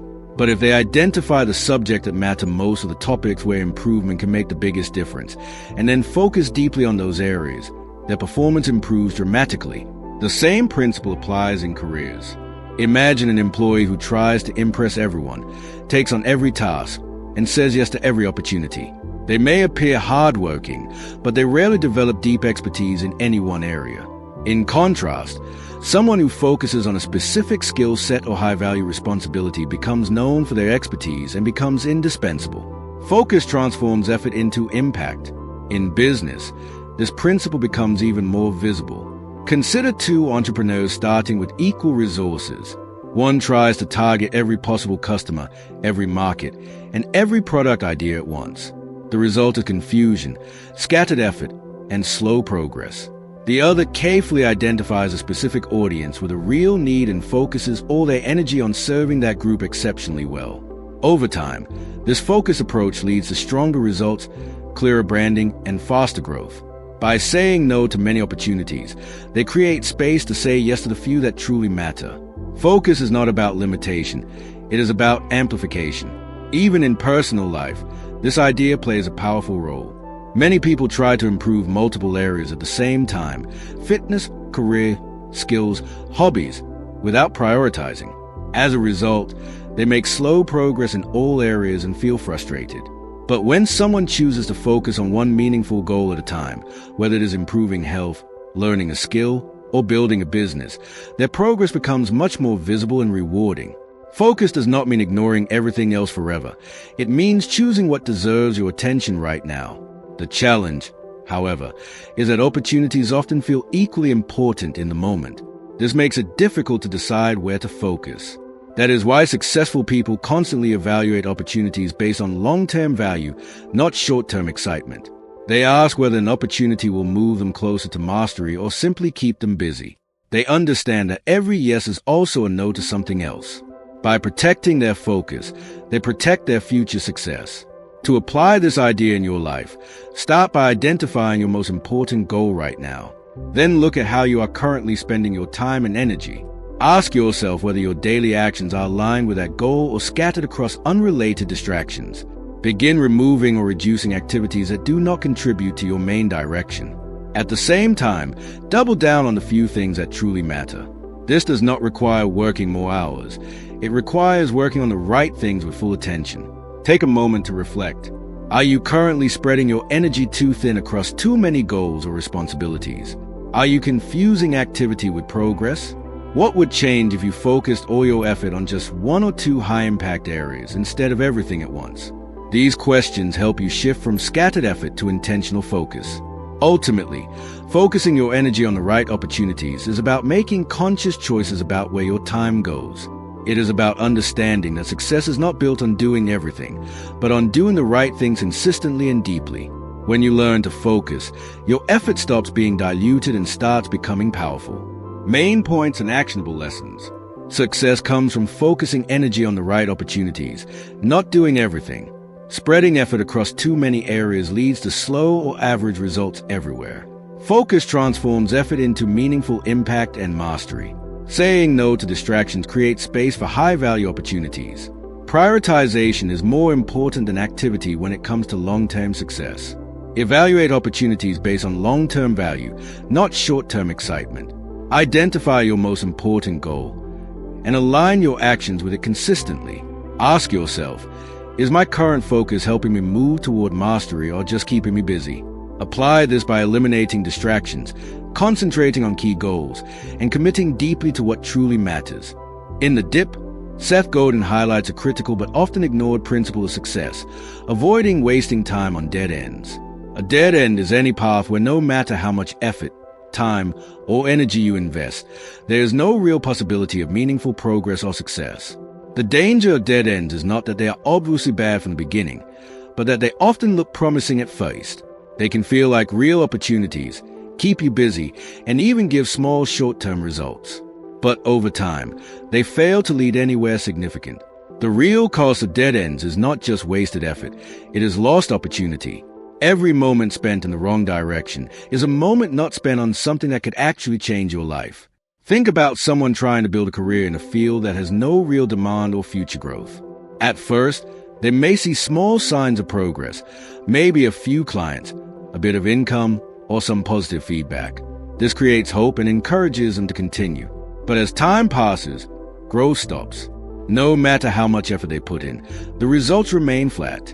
Instead of recognizing the dead end early, they keep pushing, believing that persistence alone will eventually work. Years later, they realize they have invested deeply in something that was never going to grow. The same pattern appears in learning skills. Imagine someone spending years mastering a tool, software, or technique that becomes outdated or irrelevant in the industry. Their effort was real, but the direction was wrong. In business, dead ends are extremely common.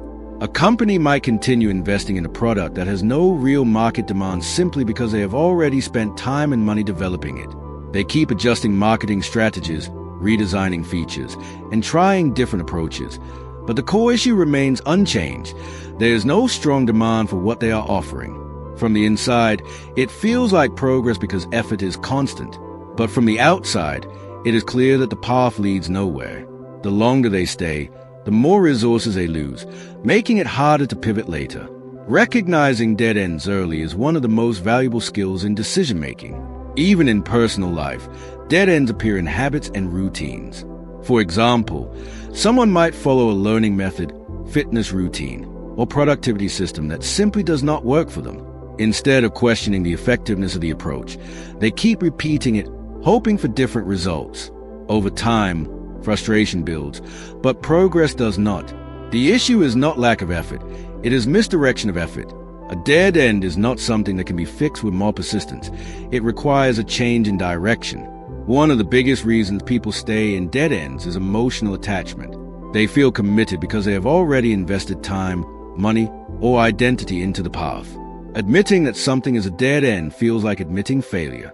But in reality, continuing down a dead end is a real failure because it prevents growth. Successful people are not afraid to walk away from things that no longer serve them. They understand that quitting a dead end is not loss. It is recovery of time, energy, and focus. To apply this idea in your life, start by regularly evaluating your current commitments. Look at your job, projects, skills, and habits. Ask yourself whether they are showing signs of real progress over time or simply keeping you occupied. If something has consistently failed to produce meaningful results despite effort and adjustments, consider whether it might be a dead end. Be honest with yourself about whether continuing is based on real potential or emotional attachment. The goal is not to quit everything difficult, but to stop investing in things that clearly lead nowhere. Take a moment to reflect.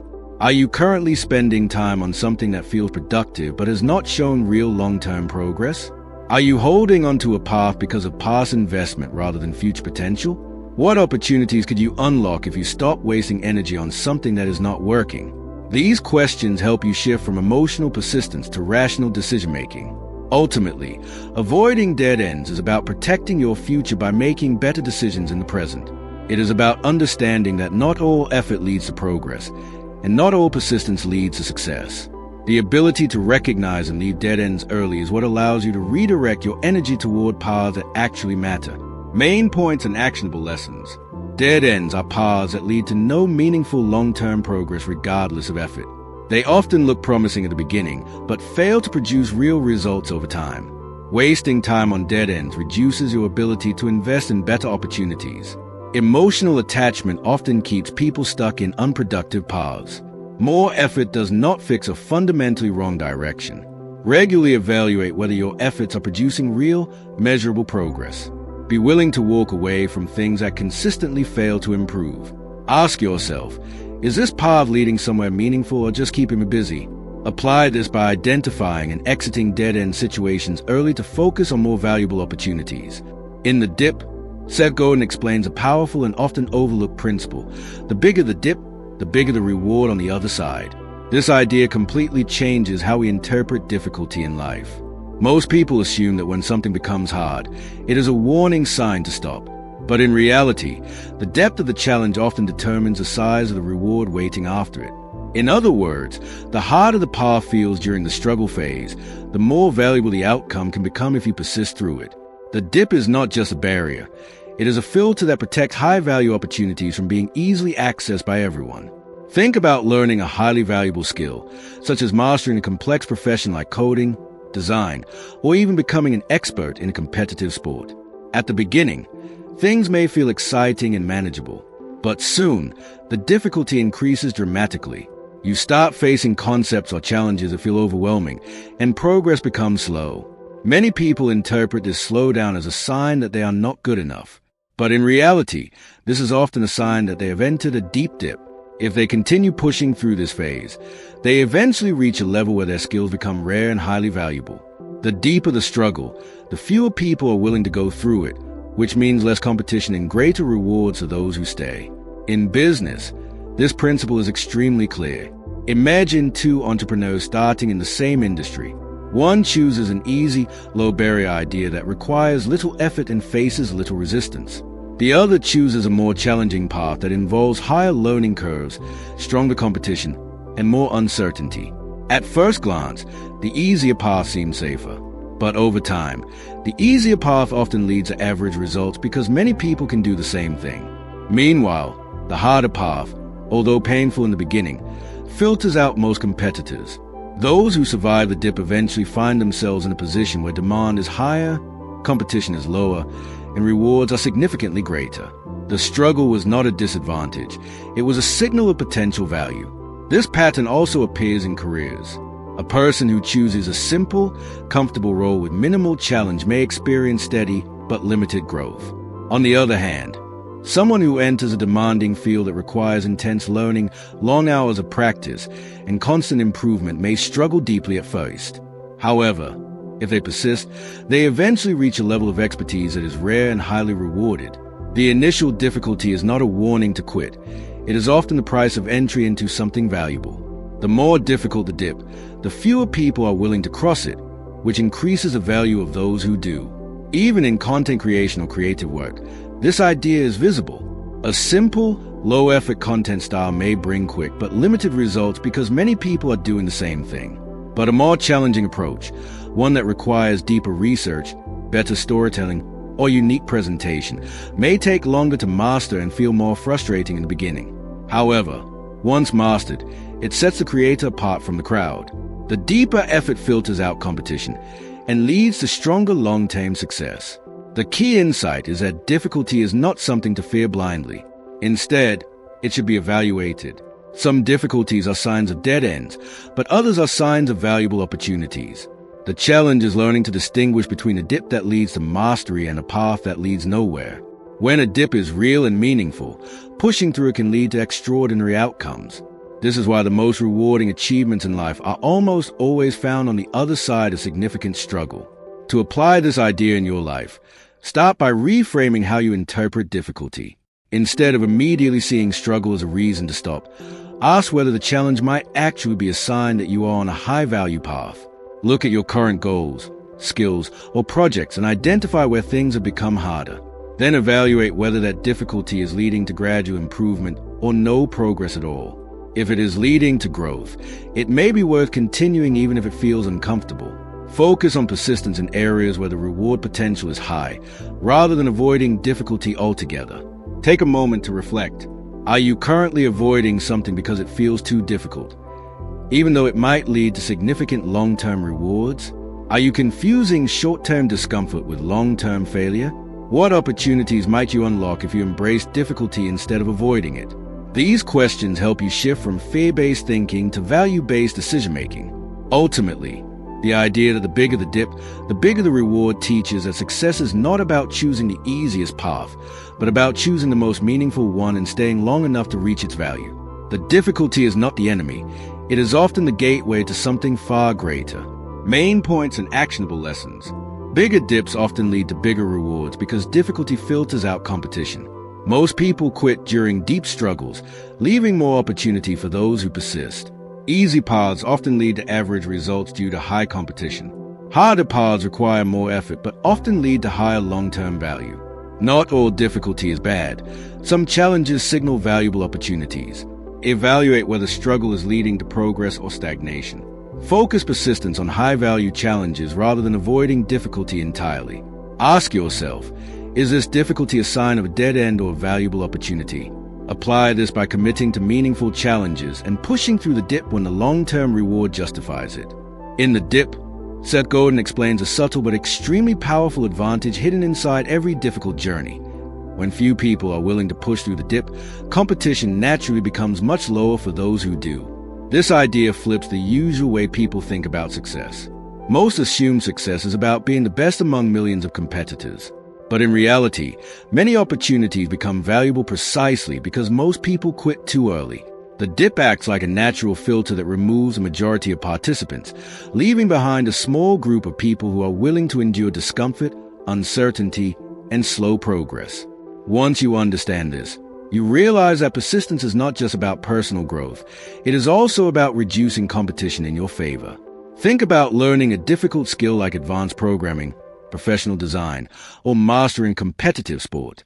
At the beginning, thousands of people may start with excitement, but as soon as the difficulty increases, most people lose interest and quit. Only a small percentage continue practicing consistently through the frustrating phase where progress is slow and mistakes are frequent. Over time, this creates a situation where very few people reach a high level of mastery. As a result, those who stay in the game long enough find themselves in a much less crowded space with far more opportunities. What looked like a difficult journey at the start actually becomes an advantage because it scares away the majority. In careers, this principle is even more visible. Imagine a field where entry is easy and attractive, so many people join quickly. At first, competition feels overwhelming. But after a while, the real challenge begins. Work becomes harder, expectations increase, and growth slows down. Most people quit at this stage because they expect fast results. However, those who continue steadily through this phase eventually find themselves among a small group of skilled professionals. Because so many people dropped out along the way, the competition for high-level opportunities becomes significantly lower. The same effort that once felt overwhelming now places them in a position of advantage simply because others did not persist. In business and entrepreneurship, this effect is extremely powerful. Many people start businesses because the idea seems exciting and profitable. But when real challenges appear, customer acquisition, slow growth, financial pressure, most give up. They move on to something easier or more immediately rewarding. However, those who stay committed through the difficult phase eventually operate in a space where fewer competitors remain. This does not mean success is guaranteed, but it means that the odds improve significantly for those who endure. The competition is not reduced by luck. It is reduced by quitting behavior. Even in content creation or online platforms, this pattern is very clear. Many creators start channels, blogs, or projects with high motivation. But when early growth is slow and results are disappointing, most stop creating consistently. Only a small group continues to improve their content, learn from feedback, and stay consistent over time. As a result, they face far less competition in the long run, because most people have already exited the race. Their persistence does not just improve their skills, it automatically improves their position in the competitive landscape. The deeper truth behind this idea is that difficulty is not just a barrier. It is also a filter that removes unnecessary competition. When you push through challenges that others are unwilling to face, you are not just improving yourself, you are also separating yourself from the majority. This creates a natural advantage that cannot be achieved through shortcuts or easy paths. The willingness to endure discomfort becomes a form of strategic positioning in life. To apply this idea in your life, start by identifying areas where competition is high at the beginning, but drops significantly when things become difficult. These are often skills, careers, or opportunities where persistence pays off disproportionately. Then ask yourself whether you are willing to endure the uncomfortable middle phase where most people quit. If you are, focus on building consistency rather than expecting immediate results. Remind yourself that every person who quits increases your relative advantage if you stay. Take a moment to reflect. Are you currently in a situation where many people around you have already quit or lost interest? Are you using this as motivation to continue? Or are you also considering giving up because progress feels slow? What would happen if you stayed just a little longer than most people do? How would your position change if you simply outlasted the majority? These questions help you see persistence not just as effort, but as strategy. Ultimately, the idea that few people push through, so competition becomes lower, shows that success is not only about being talented or lucky, it is about endurance in moments where others choose to stop. The more difficult the path, the fewer people remain, and the greater the opportunity becomes for those who persist. Main points and actionable lessons. When few people push through the dip, competition naturally becomes much lower. Most people quit during difficulty, which filters out competition over time. Persistence creates both personal growth and strategic advantage. Difficult paths often lead to less crowded, higher value opportunities. Success is not only about ability, but also about staying when others leave. Early excitement attracts many people, but difficulty removes most of them. Staying consistent through the hard phase increases long-term positioning. Ask yourself, if most people quit here, what advantage do I gain by staying? Apply this by committing to difficult but valuable paths and using others' quitting behavior as motivation to continue. In The Dip, Seth Godin explains a powerful economic and psychological truth hidden inside every meaningful journey. The dip creates scarcity, and scarcity creates value. This idea is at the heart of why some skills, careers, and achievement become highly respected and well rewarded, while others remain common and average. The dip is that difficult middle phase where excitement fades, progress slows, and most people feel tempted to quit.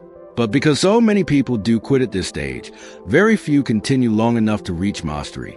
And when something becomes rare, something that few people are willing to endure, it automatically becomes more valuable. Think about a highly skilled profession like surgery, professional engineering, or elite-level programming. At the beginning, many people may show interest in these fields. But as they move deeper into training, the difficulty increases significantly. Long hours of study, repeated failure, intense pressure, and slow progress push many people to drop out. Only a small number continue through this demanding phase. As a result, those who reach the highest level are rare, and because they are rare, their skills become extremely valuable in the real world. Society does not reward them simply because the job is hard. It rewards them because very few people are willing to go through the dip required to master it. The same principle applies in business. Imagine two markets. One where anyone can easily enter and succeed, and another where success requires years of persistence through uncertainty, competition, and repeated failure. In the easy market, many people enter, but because there is no real barrier, competition becomes intense and profits remain low. In the difficult market, many people start but quickly give up when they face resistance. Only a few remain. Those few who persist find themselves in a space where demand is still present but supply is limited. This imbalance between demand and supply is what creates value. The dip does not just test individuals. It reshapes entire markets by filtering out most participants. Even in creative fields like content creation, writing, or art, this pattern is clearly visible. Many people begin creating content because it looks exciting and rewarding. But when they face slow growth, low engagement, and repeated experimentation without immediate results, most of them stop. Only a small group continues refining their skills, improving their content, and staying consistent over time. Eventually, these few creators stand out not because they started differently, but because they stayed longer. Their persistence through the dip makes their work rare, and that rarity increases its value in the attention-driven world. The deeper insight here is that value is not just created by skill or talent, but by endurance through difficulty. The dip acts like a natural barrier that most people are unwilling to cross. This creates scarcity, not because the skill itself is impossible, but because the emotional cost of reaching it is high. And whenever something becomes scarce, whether it is expertise, creativity, or experience, it becomes more valuable to others who need it. This is why the most rewarding opportunities in life are often found on the other side of struggle. To apply this idea in your life, start by identifying areas where difficulty naturally eliminates most people.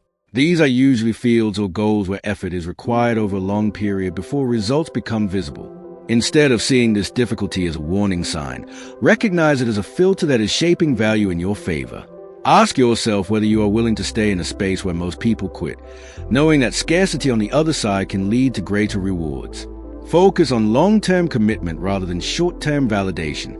Take a moment to reflect. Are you currently in a situation where progress feels slow, and many others around you are losing interest or giving up? Are you interpreting the slowdown as a sign of failure, or could it actually be a sign that you are entering a rare and valuable space? What would your life look like if you stayed in areas where others quit, instead of following where the majority goes?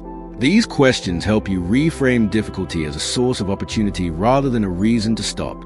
Ultimately, the idea that the dip creates scarcity and value teaches that success is not just about talent or effort, but about staying long enough in the right struggles. When most people quit, what remains becomes rare, and what becomes rare becomes valuable. Main points and actionable lessons. The dip creates scarcity because most people quit during the difficult phase. Scarcity increases value in skills, careers, and opportunities. The harder the journey, the fewer people reach mastery, increasing rewards of those who do. Markets and fields become more valuable when entry requires persistence through difficulty. Value is shaped by endurance, not just talent or initial ability. Difficulty filters out the majority, leaving behind a small group of high achievers. Long-term commitment leads to rarity, and rarity leads to higher value. Ask yourself, am I quitting where scarcity is being created, or staying long enough to benefit from it? Apply this by focusing on difficult but meaningful paths where persistence leads to long-term advantage. In The Dip, Seth Godin highlights one of the most ironic truths about success. Most people quit at the worst possible time. This happens because the moment of highest difficulty often feels like a signal of failure, even though it is usually the exact point where breakthrough is closest. The dip is designed in such a way that the hardest phase comes right before improvement begins. But because people cannot see what is ahead, they misinterpret struggle as permanent failure and give up just before things could start getting better. In many cases, success is not far away. It is simply hidden behind the moment when most people decide to stop. Think about learning a difficult skill like playing a musical instrument. At first, progress feels fast and exciting. You can play simple notes, and improvement is visible.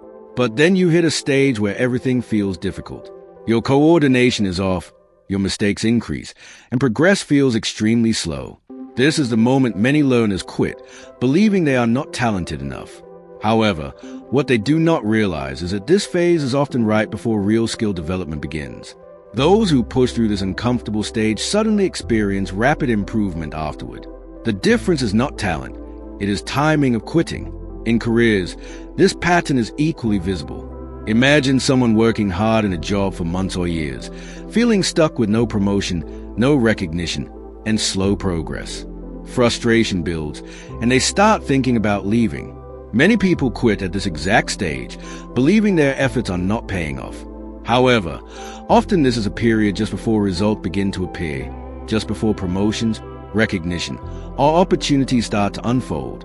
Those who leave too early never get to see the payoff of their earlier efforts, while those who stay a little longer often experience sudden growth that rewards their patience.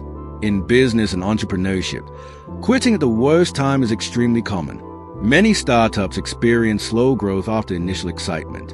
Sales may not scale quickly, customers may be inconsistent, and pressure increases. This is when most founders decide to shut down or pivot completely. But sometimes, this phase is just before traction begins. The product might be close to market fit, marketing might be about to improve, or awareness might be about to spread. Those who quit at this stage miss a turning point, while those who persist often experience sudden acceleration shortly after the hardest phase. Even in fitness or personal habits, this mistake appears repeatedly. A person starts exercising, feels motivated, and sees quick initial changes. Then progress slows, soreness increases, and motivation drops. Many people quit right here, assuming the method is not working. But in reality, this is often the exact point where the body begins deeper transformation. The visible changes slow down before accelerating again. Quitting at this stage means stopping right before the real results would have appeared. The core reason people quit at the worst time is because difficulty creates emotional pressure. When progress is not visible, the mind assumes failure. But the dip is designed to hide progress during its hardest phase. It is not a signal to stop, it is a test of endurance. The challenge is that humans naturally respond to discomfort with avoidance, even when persistence would lead to breakthrough. To apply this idea in your life, Start by identifying situations where you feel stuck or discouraged despite consistent effort. Instead of immediately assuming failure, pause and evaluate whether you might be in the hardest phase just before improvement. Look at how far you have already come and whether small improvements are still happening, even if they are not obvious. Remind yourself that quitting in frustration often leads to losing all the progress you have already built. Take a moment to reflect. Are you currently considering giving up on something simply because progress feels slow right now? Are you reacting to temporary difficulty as if it is permanent failure? What might happen if you continue just a little longer instead of quitting at the hardest point? These questions help you recognize whether your decision is based on emotion or long-term thinking. Ultimately, the idea that most people quit at the worst time reveals a critical truth about success. Timing matters as much as effort. Many failures are not caused by lack of ability, but by stopping too early. Those who understand this learn to recognize the difference between a true dead end and the hardest point before breakthrough. Main points and actionable lessons. Most people quit right before improvement begins because they misinterpret difficulty as failure. The hardest phase of the dip often comes just before breakthrough and success. Quitting too early leads to losing the benefits of all previous effort. Emotional discomfort often causes people to stop when persistence would pay off. Many careers, skills, and businesses show delayed rewards after difficult phases. Persistence through the hardest point often leads to sudden improvement. Evaluate whether current struggles are temporary phases or true dead ends. Ask yourself, am I quitting at the worst possible moment in my journey? Apply this by continuing through difficulty when progress is likely delayed but not absent. In the dip, Seth Godin explains a powerful pattern that most people fail to recognize in their journey toward success. Success often arrives right after the hardest phase. This idea is closely tied to the structure of the dip itself. The most difficult part of any meaningful pursuit is usually not at the beginning when excitement is high, but in the middle phase when progress slows, motivation drops, and effort feels unrewarded. It is precisely in this uncomfortable stage that most people quit, believing they are not making progress. However, those who continue often discover that the hardest phase was actually the final barrier before breakthrough. Once they push through it, results begin to appear more quickly, more clearly, and more consistently. Think about someone learning a new skill like coding or playing a musical instrument. At first, everything feels new and exciting. Basic concepts are easy to understand, and progress feels fast. But then comes a stage where everything becomes confusing. Errors increase. Learning slows down, and nothing seems to work properly. This is the hardest phase. Many learners quit here, assuming they lack talent. But those who continue through this frustration eventually reach a point where things suddenly start to click. Concepts that once felt impossible become clear, and progress accelerates rapidly. The success they experienced did not come out of nowhere. It came immediately after they survived the most difficult phase. In careers, this pattern is equally powerful. Imagine someone working in a challenging job where they feel stuck for a long time. They are putting in effort every day, but recognition, promotion, or visible success does not come quickly. This period feels discouraging and uncertain. Many people leave during this stage, thinking their efforts are not being rewarded. However, those who stay often experience a shift after this difficult period. Suddenly, their experience compounds, opportunities increase, and recognition follows. What looked like stagnation was actually preparation for growth. The hardest phase was not a sign to quit. It was a final stretch before progress became visible. In business and entrepreneurship, this concept is even more evident. A startup often goes through a long phase of struggle where growth is slow, feedback is unclear, and financial pressure builds. Founders may feel like nothing is working despite continuous effort. Many give up at this point, believing the idea has failed. But those who continue sometimes experience a sudden shift. Customers start responding, systems improve, and growth begins to accelerate. The success was not random. It was a result of pushing through the most difficult phase where most competitors had already quit. Even in fitness or personal development, this principle appears clearly. A person starting a workout routine sees initial progress quickly, which feels encouraging.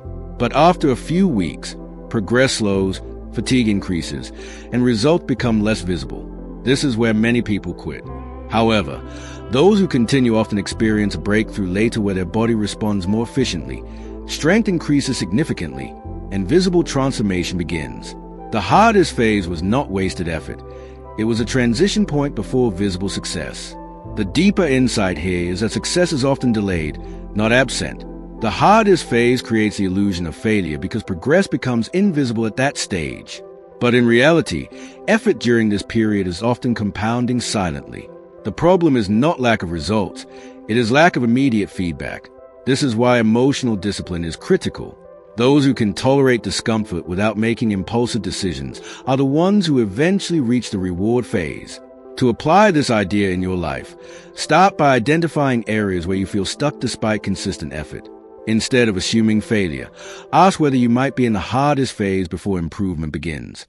Look for subtle signs of progress rather than immediate results. Remind yourself that many successful outcomes only become visible after persistence through discomfort. Adjust your mindset from expecting instant rewards to trusting delayed outcomes. Take a moment to reflect. Are you currently in a phase where effort feels high but results feel low? Are you interpreting this as failure instead of recognizing it as a possible turning point? What would happen if you continued just a little longer instead of stopping now? How many past situations in your life improved only after you nearly gave up? These questions help you recognize the difference between real failure and delayed success. Ultimately, the idea that success comes right after the hardest phase teaches that persistence at the right moment matters more than effort alone. Many people do not fail because they lack ability, but because they stop just before the breakthrough point. Understanding this changes how you respond to difficulty and helps you stay committed when it matters most. Main points and actionable lessons. Success often appears immediately after the hardest phase of effort. The dip creates a period where progress feels invisible, but is still building. Most people quit during the hardest phase, missing the breakthrough that follows. Emotional discomfort often leads to premature quitting. Breakthroughs are usually delayed, not absent. Persistence during difficult periods leads to compounding results. Real progress often becomes visible only after sustained effort through struggle. Ask yourself, am I in the hardest phase just before success, or in a true dead end? Apply this by continuing through difficult periods when there are signs of long-term potential. In The Dip, Seth Godin explains that not all struggles are equal, and one of the most important life skills is learning how to recognize a worthy dip. A worthy dip is a difficult phase that leads to mastery, growth, and long-term rewards if you push through it. The challenge is that when you are inside the dip, it feels uncomfortable, slow, and discouraging, which makes it difficult to judge whether continuing is the right decision. That is why most people either quit too early in a valuable dip or continue too long in the wrong one. Recognizing the difference between a worthy dip and a dead end is what separates smart persistence from wasted effort. Think about learning a valuable skill like mastering a professional tool or becoming proficient in a high-demand field. At the beginning, progress feels easy and exciting. Then suddenly, everything becomes harder. You stop improving quickly, mistakes increase, and frustration grows. This is where most people feel stuck. A worthy dip, however, is marked by a clear pattern. Although progress slows, it still exists. You are still learning, improving, and building skills that compound over time. Even if the improvement is not visible daily, there is a sense that effort is gradually shaping capability. This is a strong sign that the struggle is worth continuing. Now compare this with a dead-end or cul-de-sac situation, when no matter how much effort you put in, there is no meaningful improvement. For example, imagine someone trying to build a career in a field with no demand or long-term opportunity. They may work hard, learn continuously, and invest years, but the results remain stagnant. Unlike a worthy dip, there is no upward curve, only repetition of the same outcome. In such cases, persistence does not lead to mastery. It only leads to wasted time. The key difference lies in whether effort is producing slow but real progress or no progress at all. In real life, this distinction is extremely important. Consider someone learning a new language. At first, they make fast progress, learning basic words and phrases. Then they hit a difficult stage where grammar becomes complex and fluency feels far away.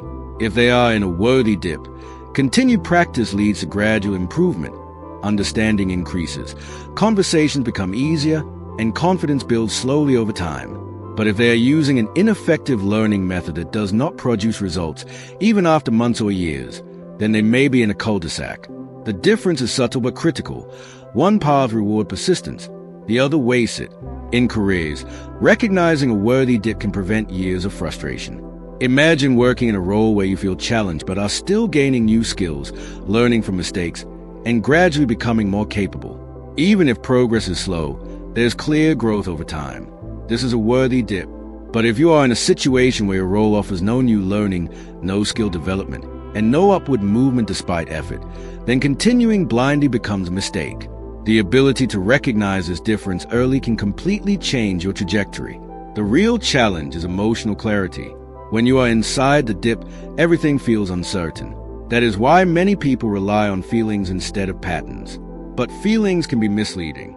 A worthy dip often feels just as frustrating as a dead end, especially in the middle stage. That is why evaluation must be based on evidence, not emotion. Are you improving, even slowly? Are your efforts compounding over time? Or are you repeating the same cycle without meaningful change? These questions help separate growth from stagnation. To apply this idea in your life, start by reviewing your current commitments and goals. Look at where you are putting consistent effort. Then honestly evaluate whether that effort is producing gradual improvement or no change at all. If there is slow but real progress, you may be in a worthy dip worth continuing. If there is no meaningful improvement despite sustained effort, it may be time to reconsider your direction.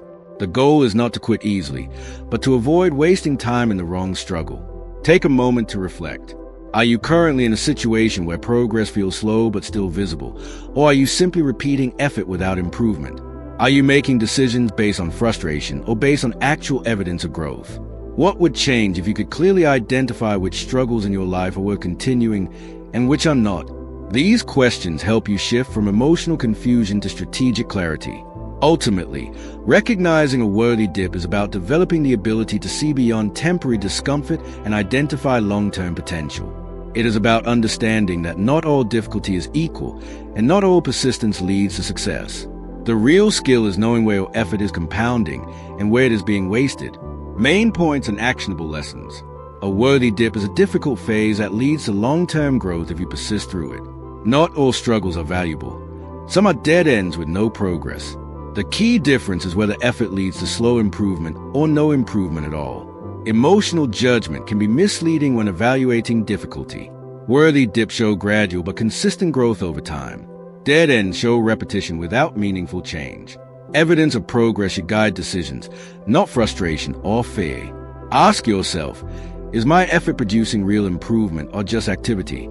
Apply this by regularly evaluating your goals to ensure your effort is directed toward meaningful growth opportunities. In the dip, Seth Godin makes a bold and often uncomfortable point. If you want to succeed, you must learn to quit cul-de-sacs, dead-end paths that lead nowhere no matter how much effort you invest. A cul-de-sac is different from a dip. A dip leads to mastery if you survive it, but a cul-de-sac only gives the illusion of progress while keeping you stuck in the same place. The danger is that from the inside, both can feel similar. You are working hard, staying consistent, and putting in effort, but the outcome is what reveals the truth. In a cul-de-sac, no matter how long you continue, there is no real growth, no meaningful improvement, and no path to becoming exceptional. The smartest move is not persistence. It is quitting early enough to redirect your energy towards something that actually has potential. Think about someone trying to build a career in a field that is slowly shrinking or becoming irrelevant. At first, there may still be opportunities, small earnings, and some hope.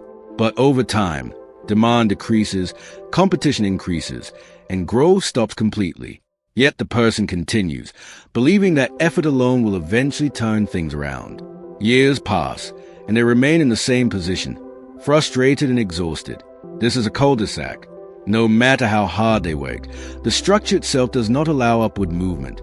The problem is not lack of effort, it is lack of direction. Continuing only deepens the waste of time. In business, cul-de-sacs are extremely common. Imagine an entrepreneur who builds a product that initially gets attention but has no real long-term demand. Instead of recognizing the lack of market fit, they keep improving features, changing marketing strategies, and investing more resources. From the inside, it feels like progress because there's constant activity. But from the outside, nothing changes. Sales do not grow significantly, and interest does not expand. The business becomes a loop of effort without reward. The longer they stay, the more difficult it becomes to leave, because emotional investment increases over time. This is how cul-de-sacs trap intelligent, hard-working people. Even in personal development, this pattern is visible. Someone may follow a learning method, fitness routine, or productivity system that simply does not work for them. Instead of questioning the effectiveness of the system, they blame themselves and try harder. But effort alone cannot fix a broken system. If the method is flawed, more repetition only produces the same results. For example, someone might spend years learning a skill using outdated or inefficient techniques. They work hard, but their progress remains minimal. Eventually, frustration grows, but they hesitate to quit because they believe quitting means failure. In reality, staying is a real failure because it blocks access to better paths. The most important insight is that quitting a cul-de-sac is not giving up. It is strategic redirection. It is a recognition that time is your most valuable resource, and spending it in the wrong direction is far more costly than starting over. The difficulty is emotional, not logical. People feel attached to their efforts and fear that quitting means their time was wasted. But the truth is the opposite. Continuing a dead end wastes even more time that could be used for something meaningful. To apply this idea in your life, start by examining areas where you've been putting in consistent effort, but seeing no meaningful progress over a long period. Be honest with yourself. Ask whether your work, job, habit, or project is actually improving over time or simply keeping you busy. If there is no real upward movement despite consistent effort and adjustment, you may be in a cul-de-sac. In that case, the most productive decision is not to push harder but to change direction. Take a moment to reflect. Are you currently continuing something just because you have already invested time in it? Are you confusing activity with progress? What opportunities might open up if you stopped investing energy in something that is not working? How much of your current frustration comes from staying too long in the wrong place rather than not working hard enough? These questions help you separate emotional attachment from rational decision-making. Ultimately, quitting cul-de-sacs is about protecting your future from wasted effort.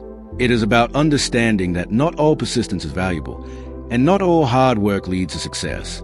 The real skill is knowing when effort is productive and when it is simply repetitive. Once you learn this, you stop being trapped by dead ends and start redirecting your energy toward power that actually leads somewhere. Main points and actionable lessons. A cul-de-sac is a dead-end path with no meaningful long-term progress. It often feels like progress because effort is continuous, but results remain stagnant. Persistence alone cannot fix a fundamentally wrong direction.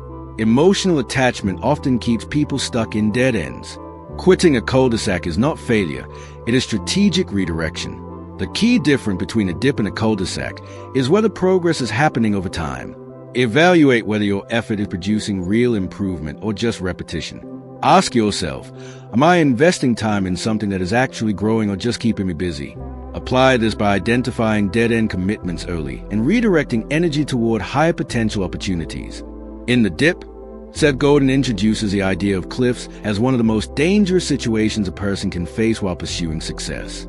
A cliff is not a slow decline or a gradual dead end. It is a hidden danger zone where things may look stable or even successful for a period of time, but eventually lead to sudden and complete failure if continued blindly. The most dangerous part of a cliff is its deception.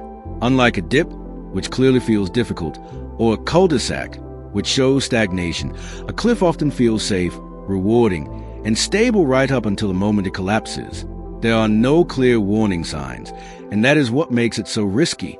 People continue confidently, assuming everything is fine, until one sudden change causes everything to fall apart. Think about a business that grows rapidly in the beginning due to market hype or temporary demand. Revenue increases, customers appear quickly, and everything looks like success.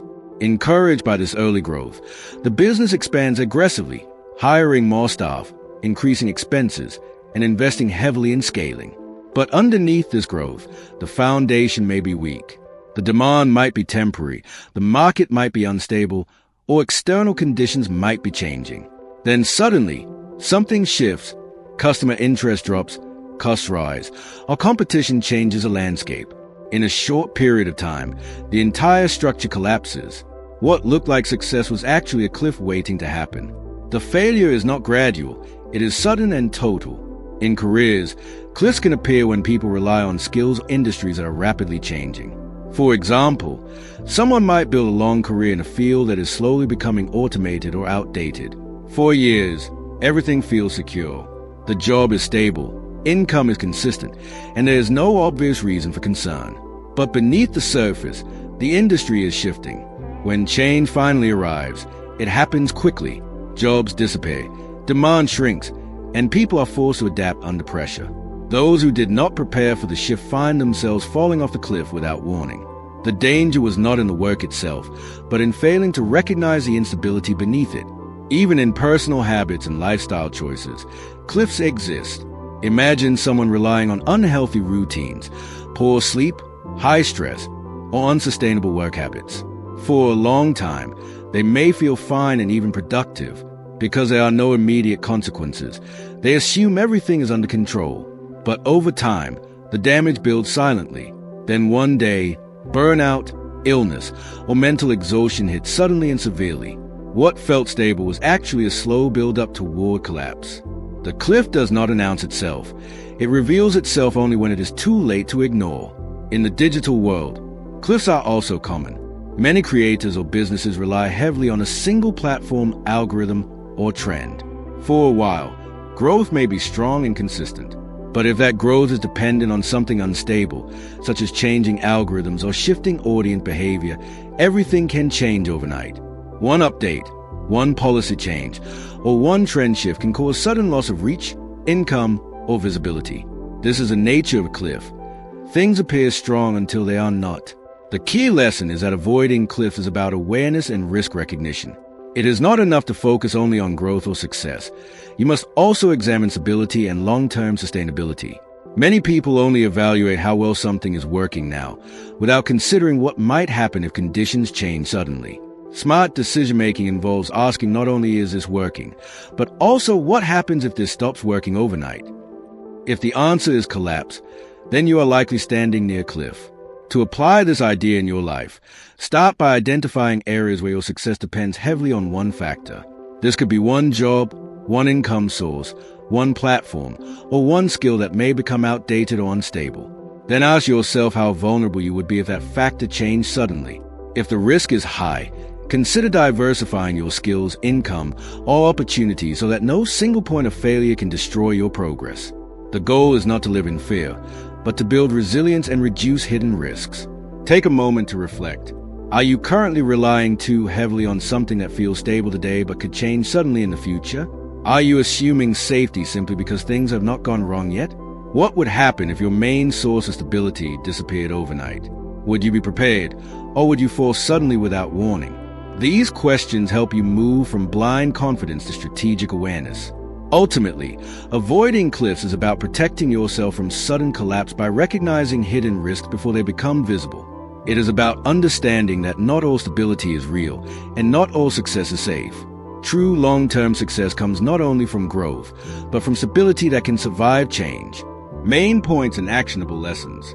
A cliff is a dangerous situation where things appear stable but lead to sudden failure. Unlike a dip or cul-de-sac, cliffs do not show gradual warning signs before collapse. Many businesses, careers, and habits fail due to hidden instability. Early success can be misleading if it is built on fragile foundations. Sudden changes in environment can cause complete breakdown without warning. Risk often comes from overdependence on a single source or system. Evaluate not only current success but also future stability. Ask yourself, what happens if this suddenly stops working? Apply this by diversifying skills, income, and opportunities to reduce exposure to sudden failure. In The Dip, Seth Godin emphasizes a simple but life-changing principle: focus only on what leads to growth. The idea sounds obvious, but most people fail to apply it because they get trapped in activity instead of progress. They stay busy with tasks, habits, and commitments that feel productive but do not actually move them closer to mastery or meaningful success. The core lesson here is that success is not about doing more things. It is about doing the right things that directly contribute to growth and eliminating everything else that distracts from it. Growth comes from direction, not just effort. Think about a student preparing for an important exam. Many students believe that studying for long hours automatically leads to success. So they spend time revising everything, even topics they already know well, while ignoring weak areas that actually need improvement. They feel busy, but their results do not improve significantly. In contrast, a focused student identifies a subject where they are weakest and concentrates energy there. Instead of spreading attention evenly, they strategically focus on what will improve their score the most. This focused approach leads to faster and more meaningful progress. The difference is not effort, it is direction. In careers, this principle becomes even more important. Many people try to improve by taking on extra tasks, attending unnecessary meetings, or saying yes to every opportunity. While this creates the appearance of hard work, it often does not lead to real advancement. Growth in a career comes from focusing on high-impact activities, skills that increase value, responsibilities that lead to promotion, and projects that build expertise. For example, an employee who spends time improving key technical skills or solving important problems for the company grows much faster than someone who is simply busy all the time. Focus determines whether effort becomes meaningful progress or just routine activity. In business, this idea separates successful companies from struggling ones.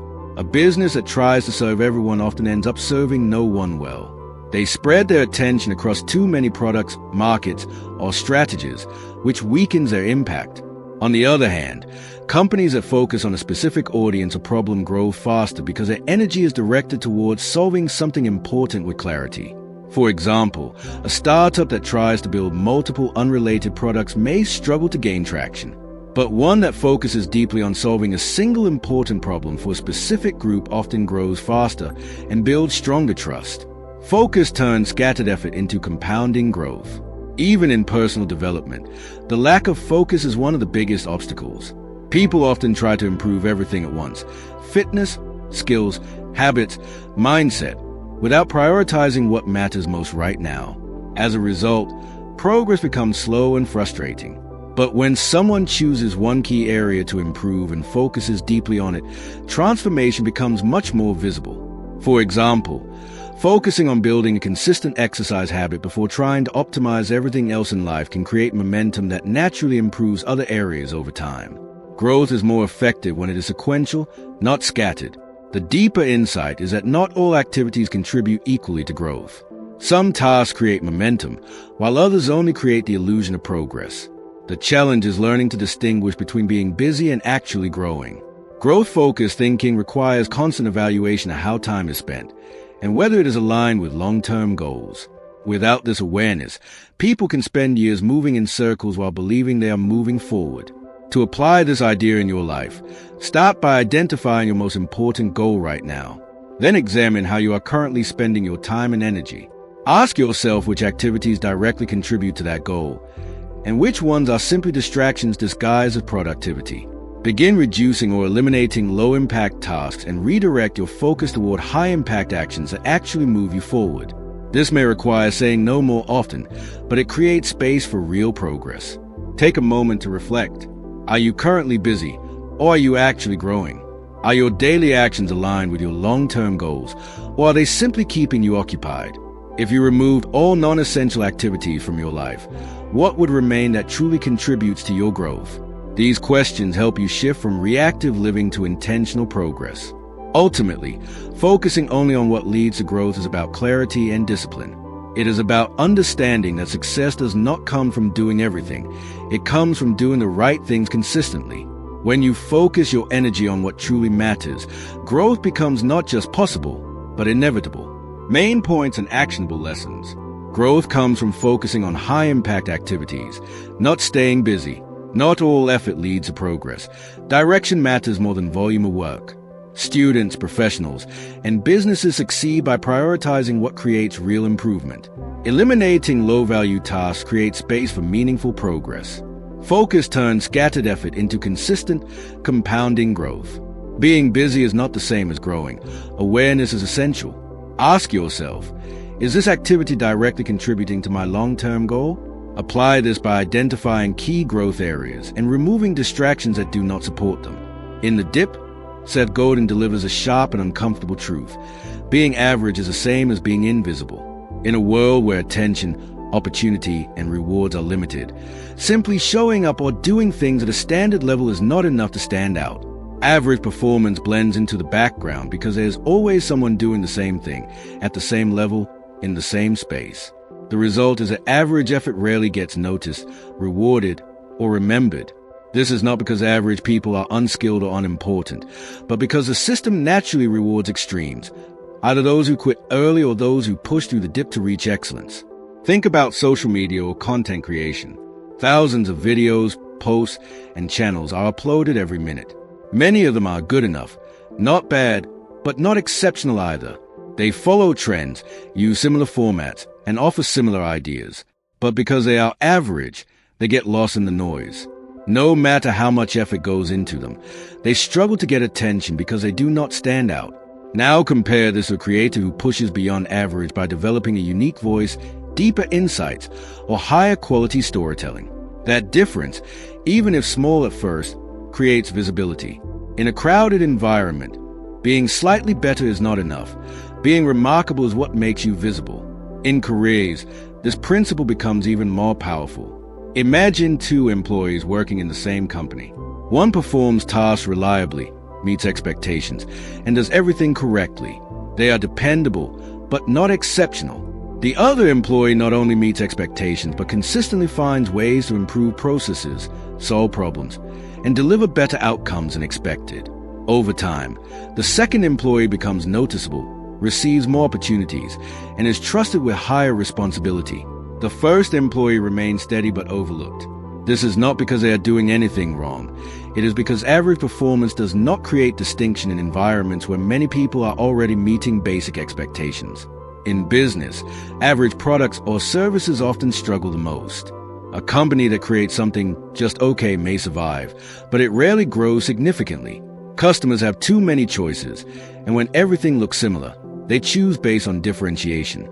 For example, if two products solve the same problem at the same price and quality level, customers have no strong reason to prefer one over the other. But if one product clearly stands out through innovation, design, or customer experience, it becomes visible and memorable. Average does not fail immediately. It simply fades into obscurity over time. Even in personal development, being average creates invisible progress. Someone who exercises occasionally, learns inconsistently, or works without clear improvement may feel like they are moving forward.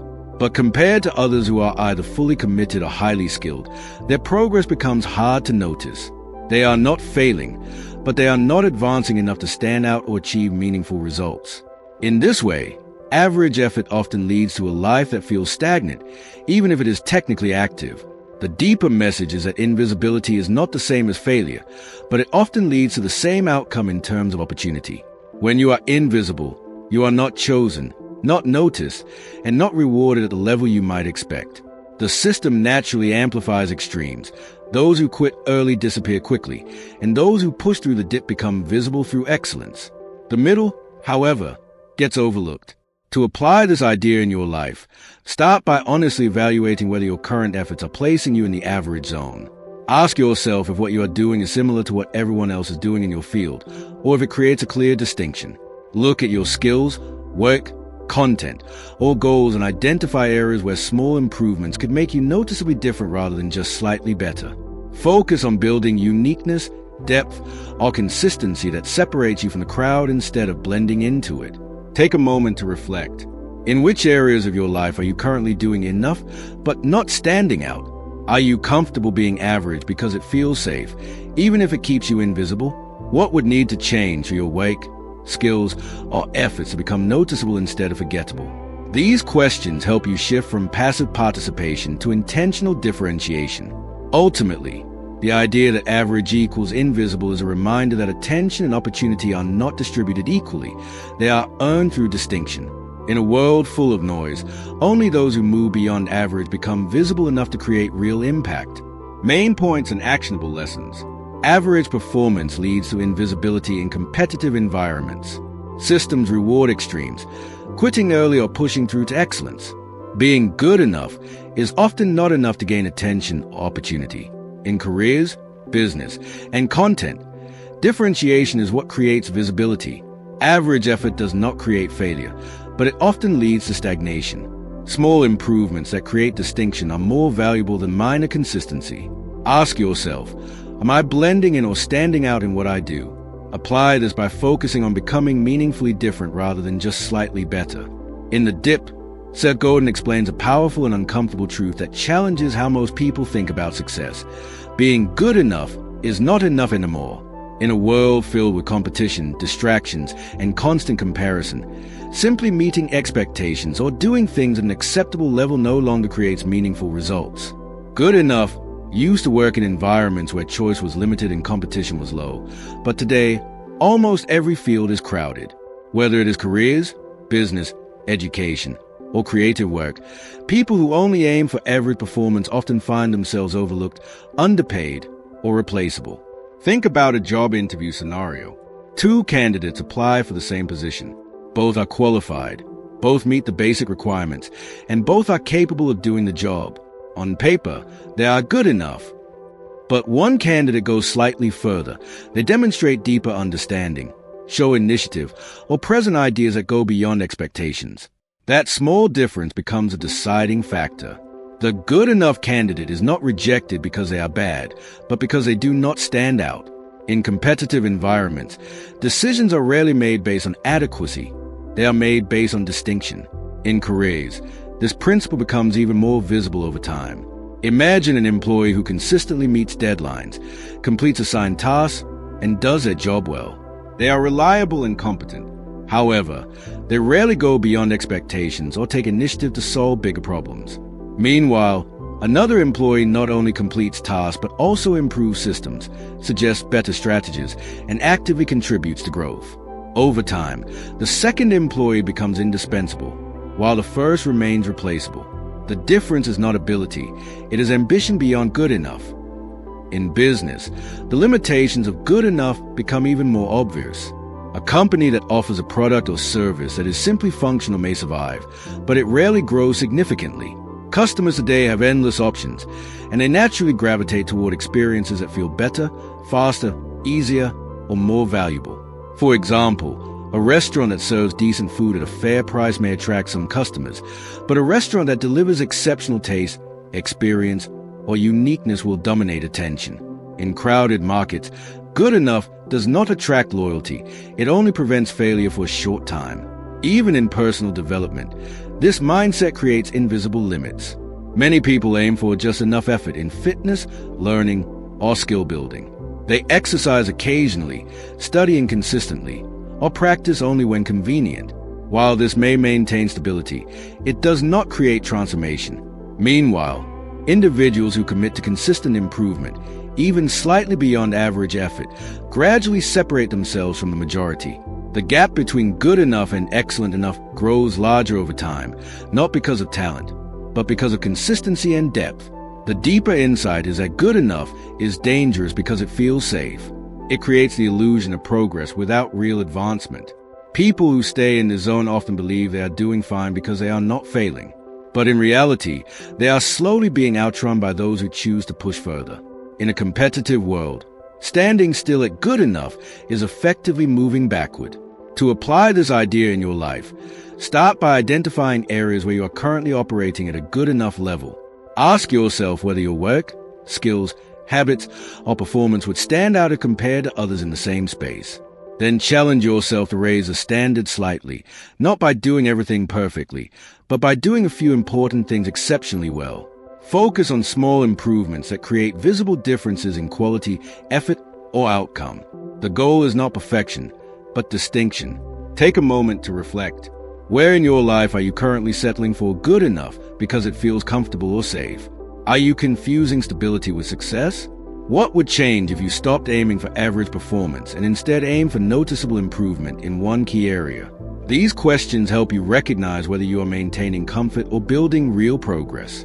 Ultimately, the idea that being good enough is not enough is a reminder that in today's world, effort without distinction rarely leads to meaningful success.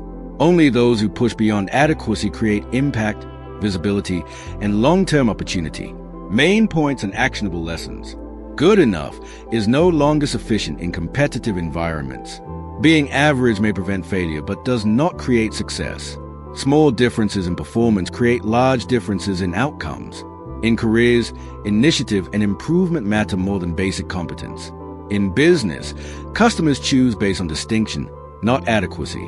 Staying in good enough creates the illusion of progress without real growth. Over time, those who go beyond average naturally pull ahead. Ask yourself, am I aiming for comfort or for distinction in my efforts? Apply this by raising standards in key areas and focusing on meaningful improvement beyond average performance. In The Dip, Seth Godin emphasizes a powerful strategy that most people overlook when trying to succeed. Instead of trying to be average in a large, crowded field, aim to dominate a niche. The idea is simple but extremely impactful. In a broad market, competition is intense, attention is scattered, and it becomes difficult to stand out. But in a focused niche, where you specialize in a specific area, audience, or problem, you dramatically increase your chances of becoming exceptional, visible, and valuable. Success is not always about being the best in the world. Often, it is about being the best in a specific space where your skills truly matter. Think about content creation, a general channel that tries to cover everything: gaming, tech, motivation, lifestyle, often struggles to build a loyal audience because it competes with millions of similar creators. But a creator who focuses on a specific niche, such as detailed book summaries, one particular game, or a specific type of audience, becomes much easier to recognize and follow. Over time, people begin to associate that creator with a clear identity. Instead of being one among many, they become the go-to source in that niche. That clarity creates authority, and authority attracts opportunity. In careers, this principle is equally powerful. Imagine two professionals with similar skills. One tries to be a generalist, applying for many different roles and learning a wide range of unrelated skills. The other focuses deeply on one specific domain, becoming highly skilled in a narrow but valuable area. Over time, the specialist becomes far more valuable because companies prefer experts who solve specific problems better than generalists who solve many things at an average level. The niche creates depth, and depth creates dominance. In business, dominating a niche is often the difference between struggle and success. A company that tries to serve everyone often ends up competing with giants and struggling to differentiate itself. But a company that focuses on a specific audience or problem can build strong loyalty and expertise. For example, instead of opening a general clothing brand, a business might focus only on performance wear for a specific sport or eco-friendly clothing for a specific lifestyle group. This focus reduces competition and increases relevance. Customers prefer a specialist because specialists understand their needs better. Even in personal development, the power of niche focus is transformative. Many people try to improve everything at once: fitness, productivity, skills, habits, without excelling in any one area. As a result, progress feels slow and scattered.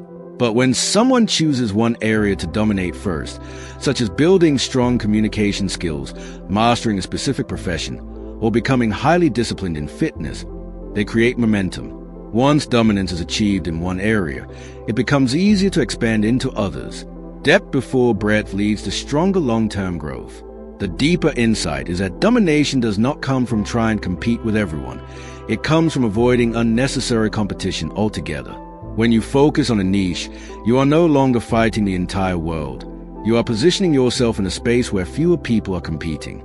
This aligns directly with the idea of the dip, where persistence and strategic focus help you push through difficulty while others quit or spread themselves too thin. To apply this idea in your life, start by identifying areas where you are currently too broad in your focus. Ask yourself whether you are trying to compete in a large, crowded space where it is difficult to stand out. Then consider narrowing your focus to a specific niche where your skills, interests, or efforts can become more specialized. This could be a specific skill, audience, topic, or industry. Instead of trying to be average in many areas, aim to become exceptional in one meaningful area first. Take a moment to reflect. Are you currently trying to do too many things at once without becoming truly excellent in any of them? Where in your life could narrowing your focus actually increase your impact? What would happen if you stopped competing broadly and instead chose a specific space to dominate? These questions help you shift from scattered effort to strategic positioning. Ultimately, aiming to dominate a niche is about choosing focus over confusion and depth over distraction. It is about understanding that success is not always about doing more. It is about doing something specific so well that you become impossible to ignore in that space. Main points and actionable lessons. Dominating a niche is more effective than competing broadly in crowded markets. Specialization creates clarity, authority, and recognition. Generalists often struggle, while specialists become highly valuable. Businesses and creators succeed faster when they focus on specific audiences or problems.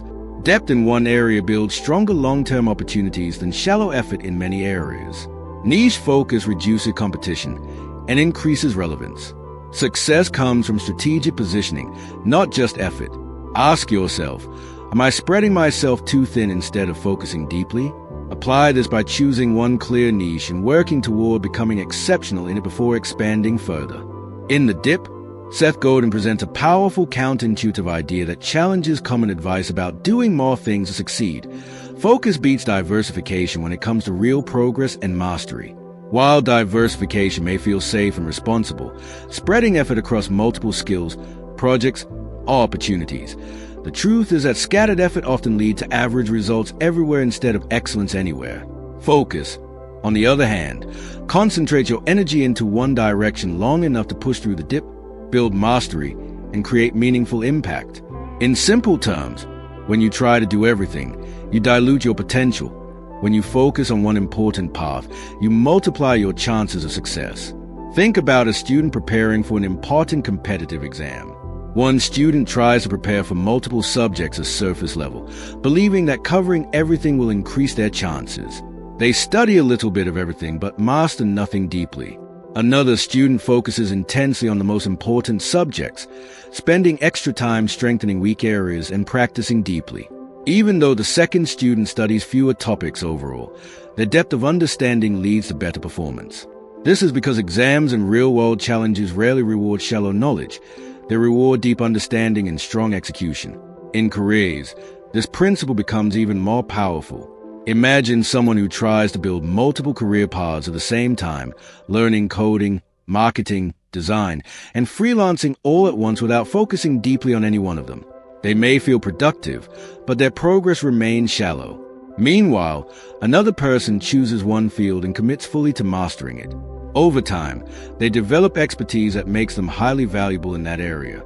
Employers, clients, and opportunities naturally gravitate towards specialists who can solve specific problems better than generalists who know a little about everything. Focus creates authority. Diversification without depth creates confusion. In business, this difference becomes very clear.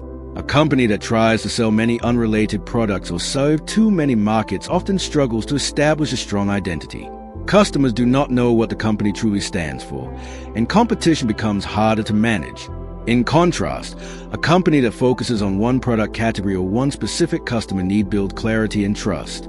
For example, a brand that specializes in high-performance running shoes can become the go-to choice for runners, while a general sports brand may struggle to dominate any one category. Focus allows businesses to become leaders in a specific space instead of average players in many. Even in personal development, diversification often slows progress. Many people try to improve everything at once: fitness, productivity, communication, financial skills, without prioritizing one area for deep transformation. As a result, they make slow progress in all areas and feel stuck. But when someone chooses one area to focus on first, such as building strong discipline, improving physical health, or mastering a specific skill, progress becomes faster and more visible. Once momentum is created in one area, it becomes easy to expand into others. Focus builds a foundation that diversification alone cannot create.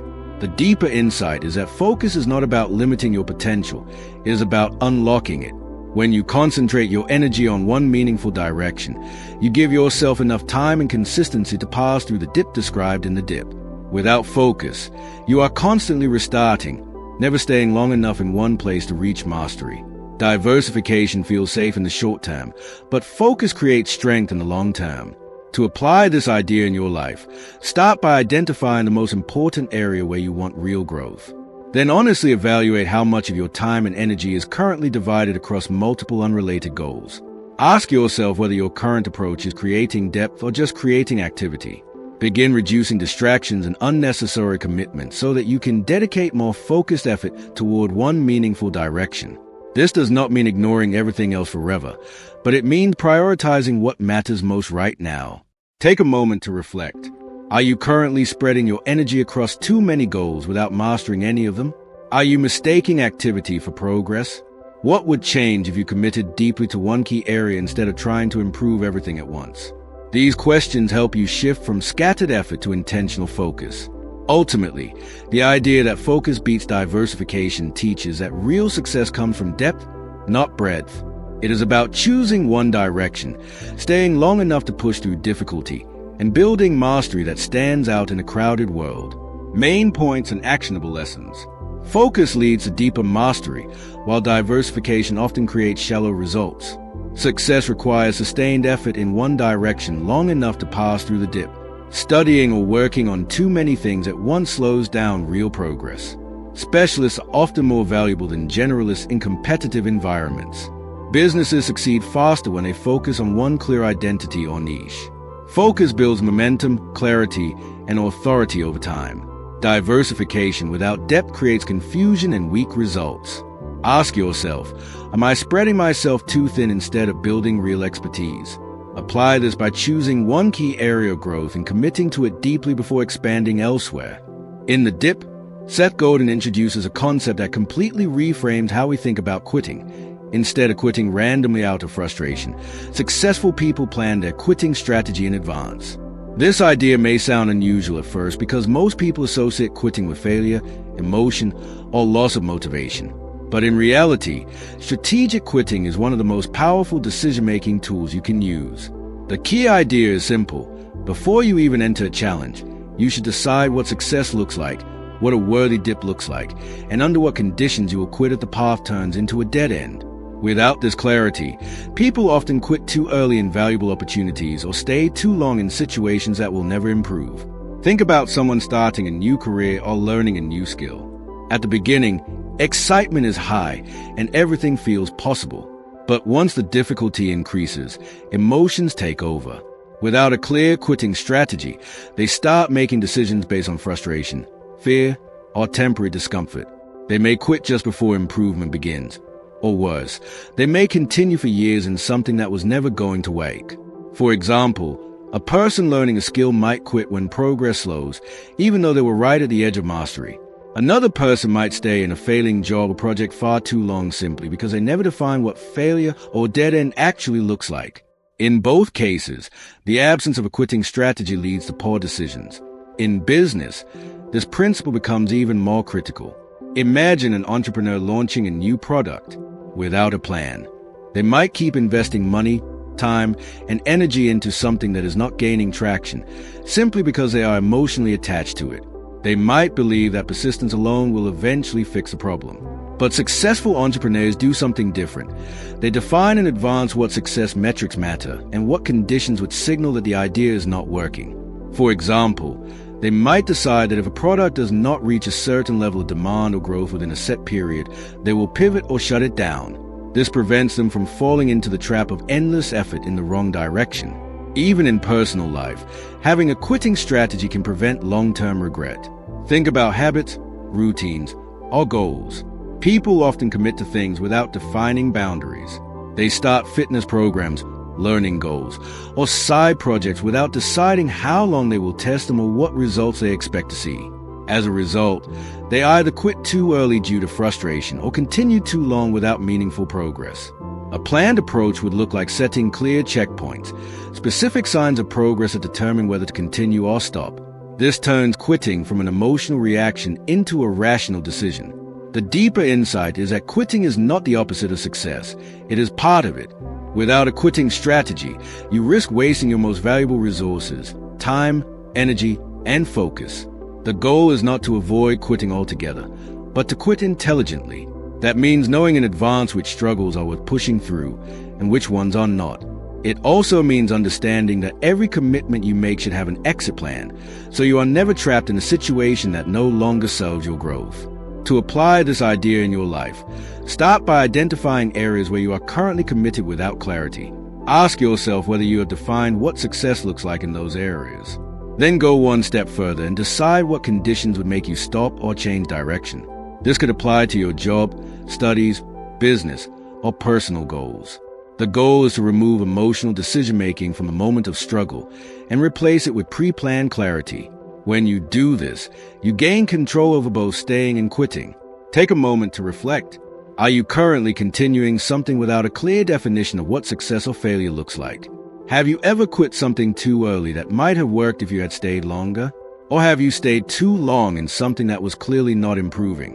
What would change if you planned your quitting decisions before entering difficult situations? These questions help you move from reactive thinking to strategic thinking. Ultimately, planning your quitting strategy is about taking control of your decisions instead of letting emotions decide for you. It is about understanding that success is not just about persistence, but about knowing when persistence is valuable and when it is wasted. When you plan your exits as carefully as your entries, you stop wasting time and start making smarter choices.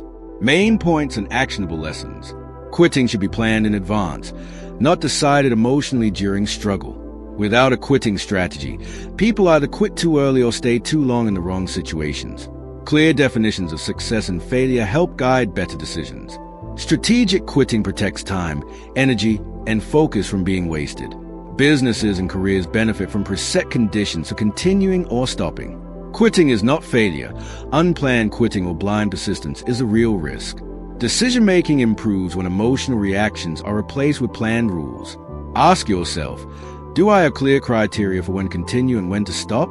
Apply this by setting predefined goals and exit conditions before committing to any major effort. In The Dip, Seth Godin delivers a message that challenges one of the most common modern traps, confusing being busy with being the best. Many people measure success by how occupied they are, how many tasks they complete, how many hours they work, or how many responsibilities they juggle. But the book makes it clear that busyness alone does not lead to success. In fact, being busy without direction often leads to mediocrity. The real goal is not to fill your time with activity, but to become exceptional in the area that truly matters. Success belongs to those who choose quality over quantity, depth over distraction, and mastery over motion. Think about a student preparing for exams. One student spends the entire day studying, switching between subjects, making notes, revising everything slightly, and staying constantly active. At the end of the day, they feel exhausted and productive. Another student studies few hours but focuses deeply on understanding key concepts, practicing difficult problems, and strengthening weak areas. Even though the second student appears less busy, their results are significantly better. The difference is not effort, it is effectiveness. One is busy, the other is building mastery. In careers, this difference becomes even more visible. Imagine two employees working in the same company. One is constantly busy, replying to emails, attending meetings, and handling multiple small tasks throughout the day. They are always working, always occupied. The other employee is more selective with their time. They focus on high-impact tasks, solve important problems, and improve systems that create long-term value. While the first employee appears hard-working, the second becomes indispensable. Over time, it is not the busiest person who gets promoted. It is the one who delivers the most meaningful results. In business, this principle separates struggling companies from successful ones. A business that focuses on being busy often tries to do everything at once, launching multiple products, targeting different markets, and chasing every opportunity. This creates confusion and weak results. In contrast, a business that focuses on being the best in a specific area builds strong identity, trust, and value. For example, a company that specializes in one product category and perfects it will often outperform a company that offers many average products. Customers do not reward business, they reward excellence. Even in personal life, the illusion of business is everywhere. Many people fill their days with tasks, scrolling, meetings, or minor responsibilities, believing they are being productive. But when they look back, they realize that very little meaningful progress has been made. True growth comes from focusing energy on a few important areas and improving them consistently over time. For example, someone who spends less time multitasking but more time deeply improving one skill will outperform someone who is constantly busy but unfocused. The deeper insight is that busyness creates the illusion of progress, but excellence creates real progress. Being busy makes you feel productive in the moment, but being the best in a focused area creates long-term impact. The challenge is that business is easier. It gives immediate feedback and keeps you occupied. Excellence is harder because it requires saying no to distractions and committing deeply to fewer things. But only excellence leads to distinction in a crowded world. To apply this idea in your life, start by evaluating how you currently spend your time. Ask yourself whether your daily activities are making you better or just keeping you busy. Identify the tasks that truly contribute to your growth, success, or long-term goals, and reduce or eliminate the rest. Focus on improving the quality of your work instead of increasing the quantity of your activity. Shift your mindset from how much am I doing to how well am I doing what matters most. Take a moment to reflect. Are you currently confusing activity with achievement? Are you staying busy to feel productive instead of focusing on becoming excellent? What would change if you stopped measuring your success by how much you do and instead measured it by how well you do what truly matters? These questions help you move from motion to mastery. Ultimately, the idea of being the best, not just busy, is about redefining success. It is about understanding that in a world full of noise and activity, only excellence stands out. When you focus on becoming truly great in the right areas, you stop competing in business and start competing in impact. Main points and actionable lessons. Busyness creates the illusion of productivity, but not real progress. Excellence comes from focus, not from doing more things. Being busy and being effective are not the same thing. Success is determined by the quality of output, not the quantity of activity. In careers and business, focused effort leads to greater recognition than constant activity. Saying no to distractions is essential for building mastery. Measure success by impact, not by how occupied you are. Ask yourself, am I busy or am I becoming better at what matters most? Apply this by prioritizing high-impact tasks and eliminating unnecessary business. In The Dip, Seth Godin presents one of the most misunderstood but powerful ideas about success. Smart quitting is not the opposite of success. It is part of it. Most people are taught that quitting equals failure and persistence equals success. But in reality, that mindset leads many people to waste years in the wrong direction. Smart quitting means recognizing when a path is not leading to meaningful growth and choosing to exit early enough to redirect your energy towards something better. It is not about giving up easily. It is about refusing to waste your life on things that will never reward your effort. Think about someone learning a new skill, such as coding, video editing, or trading. At the beginning, everything feels uncertain, but there is hope. After some time, they hit difficulty and start struggling to improve. If they do not understand the idea of smart quitting, they may either quit too early, right before progress begins, or they may continue endlessly in a method or path that is not effective for them. But someone who applies smart quitting evaluates the situation carefully. They ask, is this difficulty temporary and worth pushing through, or is this path simply not right for me? If it is a dead end, they stop, not because they failed, but because they made a strategic decision to move towards something better. In careers, this idea becomes even more important. Imagine someone working in a job that no longer offers growth, learning, or opportunity. They may feel stuck, but continue out of fear of starting over. Over time, their skills stagnate, motivation decreases, and frustration increases.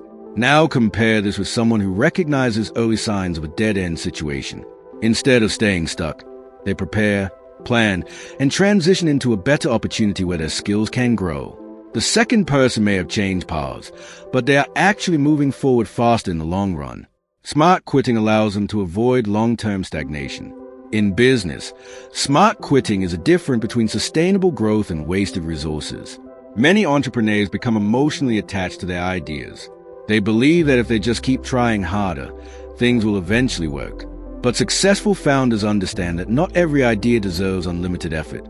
If a product, strategy, or market is not working despite repeated adjustments, continuing blindly only increases losses. Smart quitting means recognizing when to pivot, when to stop, and when to redirect resources toward more promising opportunities. This is not failure. It is a survival strategy for long-term success. Even in personal life, smart quitting plays a critical role. People often stay in habits, routines, or commitments long after they stop being useful. They continue out of habit, pride, or fear of change. For example, someone might continue a fitness routine that is not effective for their body, or stick to a learning method that does not help them improve. Smart quitting in these situations means letting go of what is not working and replacing it with something more effective. This creates space for real progress instead of repeated frustration.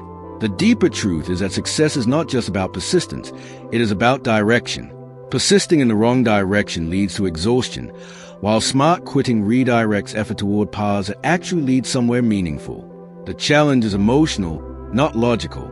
It is difficult to let go of something you have invested time in, even if it is not working. But holding on to the wrong path for too long often costs more than starting fresh in the right direction. To apply this idea in your life, start by identifying areas where you feel stuck despite consistent effort. Ask yourself whether the struggle you are facing is part of a meaningful learning curve or a sign that the path itself is not right. Be honest about whether continuing will realistically lead to improvement or just more frustration. If it is the latter, consider making a strategic decision to step away and redirect your energy. Take a moment to reflect. Are you currently holding on to something simply because you have already invested time in it? Are you confusing persistence with progress, even when results are not improving? What opportunities might open up if you let go of something that is not working and focus your energy elsewhere? These questions help you separate emotional attachment from rational decision-making. Ultimately, smart quitting equals success because it protects your most valuable resources: time, energy, and attention. It ensures that you are not just working hard, but working in the right direction. When you learn to quit intelligently, you stop wasting effort on dead ends and start investing in paths that truly lead to growth. Main points and actionable lessons. Smart quitting is strategic decision-making, not failure. Persistence only leads to success when the direction is correct. Staying too long in the wrong path wastes time, energy, and opportunity. Smart quitting helps redirect effort toward better opportunities. Emotional attachment often prevents people from quitting bad paths. In careers and business, recognizing dead ends early leads to faster growth. Success depends on both knowing when to persist and when to stop. Ask yourself, is this effort leading to real progress or just repetition? Apply this by evaluating struggling areas and consciously deciding whether to continue or pivot based on long-term value. In the end, the dip teaches us that success is not just about working hard, but about working in the right direction, pushing through the right struggles, quitting dead ends early, avoiding invisible average paths, and focusing only on what truly leads to growth and mastery. The real winners are not those who never quit, but those who quit smartly, stay focused, and commit deeply to what matters most. If this summary helped you understand how to make better decisions in life, career, or business, make sure to like the video, subscribe to the channel Visual Books, and stay tuned for more powerful book summaries that can change the way you think and act.